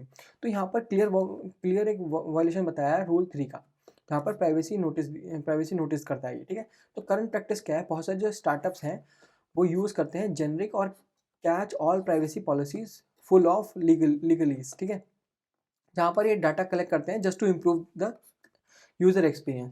लेकिन रूल 3 की रिक्वायरमेंट बहुत अलग है जो डीपीडीपी रूल्स और एक्ट के अंदर एक्सप्लिसिटली बताई गई है। एक privacy notice must be stand alone, it can not be buried inside, वो टर्म्स एंड कंडीशन के अंदर नहीं डाल सकते आप, उसको अलग से बताना पड़ेगा। उसमें हर एक चीज़ को आइटमाइज भी करना पड़ेगा कि आप कौन से डाटा किस किस पर्पज़ के लिए ले रहे हो, जीपीएस की लोकेशन किस लिए ले रहे हो, कॉन्टैक्ट्स की लिस्ट आपको किस लिए चाहिए, उसका पर्पज़ भी बताना पड़ेगा, क्योंकि आप हर एक डाटा पीस को लिंक करोगे एक पर्पज़ से। भाई मैं GPS is collected only for delivery tracking, मैं सिर्फ डिलीवरी ट्रैकिंग के लिए जीपीएस ले रहा हूँ। ठीक है, जीपीएस की लोकेशन ले रहा हूँ, नॉट फॉर ऐप फंक्शनैलिटी। ठीक है, तो ये पूरा अच्छे से बताना पड़ेगा। ये गैप ही है जो अमित कुमार है, CEO ऑफ रेडॉक्टो नोट्स, वो करंट पॉलिसीज़ को बोल रहे हैं कि फेल होंगी this test because they are too vague. वो तो उसको बस सरफेस लेवल कंप्लाइंस समझ रहे हैं, लेकिन ये स्ट्रक्चरल ओवरहॉलिंग करनी है। ठीक है, the data discovery black hole challenge क्या है, you can not protect the data if you don't know कि वो कहाँ जा रहा है, वेयर इट इज़। ठीक है, तो बहुत सारी कंपनीज हाईलाइट करती हैं इस पर्टिकुलर गैप एनालिसिस को by simply asking the department head what data do you use. तो they treat this survey as a final truth. पर प्रॉब्लम क्या है, बट रियलिटी बहुत ज़्यादा अलग है। दिस अप्रोच एक्चुअली फेल्स क्योंकि लीगल लेगेसी सिस्टम्स होंगे भाई, ओल्ड कोड्स लिखे गए हैं, ओल्ड सॉफ्टवेयर्स हैं, है ना, बट ओल्ड एम्प्लॉयज़ ने लिखे हैं जो कि बहुत पहले कंपनी को छोड़ चुके हैं। तो आपको पता नहीं है कि वो डाटा कहाँ जा रहा है, अभी उसका बैकग्राउंड क्या है, वो क्यों कलेक्ट हो रहा था, आपको बहुत सारी चीज़ें नहीं पता है। ठीक है, मर्जर एंड एक्विजिशन कॉम्प्लेक्सिटी भी क्रिएट होती है। ठीक है, तो सिर्फ आप ये गैप एनालिसिस नहीं कर सकते, इसके अलावा भी बहुत कुछ करना पड़ेगा। तो इफ़ अ स्टार्टअप रिक्वायर, अगर स्टार्टअप एक्वायर करता है कोई दूसरी कंपनी को, तो वो उस कंपनी का डाटा भी एक्वायर करता है ना, और वो उसको पता नहीं होता कि वो कहाँ बैठा हुआ है। ठीक है, जब भी कंपनी बी को एक्वायर कर रही होती है तो उसका डाटा भी एक्वायर हो रहा होता है, लेकिन उस कंपनी ए को पता ही नहीं होता कि वो कंपनी बी का डाटा है किधर सही से, है ना। शेडो आईआईटीज़ में होता है, कुछ फॉरगॉटन सर्वर्स में होता है, तो आपको पता नहीं चलेगा वो चीज़ें। ठीक है, silos marketing might be use a tool जो कि इंजीनियर को पता ही ना हो, है ना। मतलब मार्केटिंग टीम कुछ ऐसी टूल को यूज़ कर रही हो जो इंजीनियरिंग डिपार्टमेंट को कुछ पता ही ना हो उसके बारे में, तो इसकी वजह से रिस्क ये होगा कि आपको पता नहीं है कि लेगेसी सिस्टम के बारे में पता नहीं है, आपको ये नहीं पता कि डाटा कहाँ बैठा हुआ है, और बहुत ज़्यादा फ्रेगमेंटेशन भी है। तो अगर कभी भी यूज़र ने डिमांड किया कि भाई उसका जो डाटा है आप डिलीट कर दो, राइट टू इरेजर उसको कर दो, तो कंपनी जो है ना डिलीट तो कर देगी अपने मेन डाटाबेस में से, लेकिन जो पुराने डाटाबेस में जो फॉरगॉटन सर्वर्स में डाटा है, जो लेगेसी सिस्टम के अंदर डाटा है, वहाँ तो रहेगा ही, वहाँ तो हिडन रहेगा, जिससे क्या होगा, रूल 3 वायलेट हो जाएगा, लीडिंग टू द वायलेशंस, ठीक है, प्रॉब्लम्स क्रिएट हो जाएंगी ऐसे करके। The faced roll out pressure, क्योंकि भाई ministry of electronic and information technology बहुत जल्दी से इस पर्टिकुलर डीपीडीपी एक्ट को लाना चाहती है, ठीक है, वो इंप्लीमेंट करना चाहती है क्विकली। बट यहाँ पर रोल आउट इंडस्ट्री का फियर ये है कि जो हमारे स्टार्टअप्स हैं वो कॉस्मेटिक पे ज़्यादा ध्यान दे रहे हैं ना, ऊपर ऊपर सरफेस पे कंप्लायंस को पूरा करने की सोच रहे हैं, जो कि एक्चुअल ऑडिट्स में पकड़ा जाएगा ये चीज़, है ना, और फिर दिक्कतें हो सकती हैं ये स्टार्टअप्स को, और उनको और फिर मेजर ओवरहॉलिंग करनी पड़ सकती है, प्लस पेनल्टीज देनी पड़ सकती है ना, तो वो सब चीज़ों में भी दिक्कत आएंगी। व्हाट नीड टू चेंज, क्या चेंज होना चाहिए, ठीक है, तो ऑटोमेटेड डाटा डिस्कवरी होनी चाहिए, कुछ ऐसा, instead of asking to the people कि डाटा कहाँ पर है, आप जो है कुछ ऐसे सॉफ्टवेयर बनाओ जो पूरा का पूरा सर्वर या कोड बेस को खुद ही स्कैन करे और वो डाटा को ढूंढ ले, ठीक है। तो लीगल लेड अप्रोच से आप टेक लेड अप्रोच की तरफ जाओ। डायनेमिक कंसेंट मैनेजमेंट हो, consent manager must be link to the back end, ठीक है, तो अगर कोई यूज़र विड्रॉ करता है कंसेंट तो सिस्टम अपने आप ही उसको उस प्रोसेस को बंद कर दे, ठीक है, उस डाटा को प्रोसेस ही ना करे, इमीडिएटली उसको होल्ड कर दे, ठीक है, और जो मैनुअल स्प्रेडशीट होती है वो उस चीज़ को हैंडल ही नहीं कर सकती है ना। दूसरी ओर हमें ये चाहिए, हमें डायनेमिक कंसेंट मैनेजमेंट चाहिए, डाटा मैपिंग करनी है, अगर मुझे कोई डाटा डिलीट करवाना है तो भी हर एक उसकी मैपिंग सही से प्रॉपर होनी चाहिए कि मैं अगर मेन स्ट्रीम से हटाऊं तो वो हर एक जगह से हट जाए, ठीक है, जहाँ से मुझे रिक्वायरमेंट है उसको हटाने का, मुझे पता भी होना चाहिए कि डाटा किधर किधर है, ठीक है, तो वो सब चीज़ों की रिक्वायरमेंट है, अभी चेंज करने चाहिए। वही सेम चीज़ देखो यहाँ पर है, कुछ नया नहीं है, ठीक है, तो बस आज के लिए इतना ही करते हैं। अगर आपको वीडियो पसंद आई हो तो वीडियो को लाइक कर देना, चैनल को सब्सक्राइब कर देना और अपने दोस्तों को भी शेयर करना कि मेरा चैनल भी ग्रो हो, है ना। Thank you.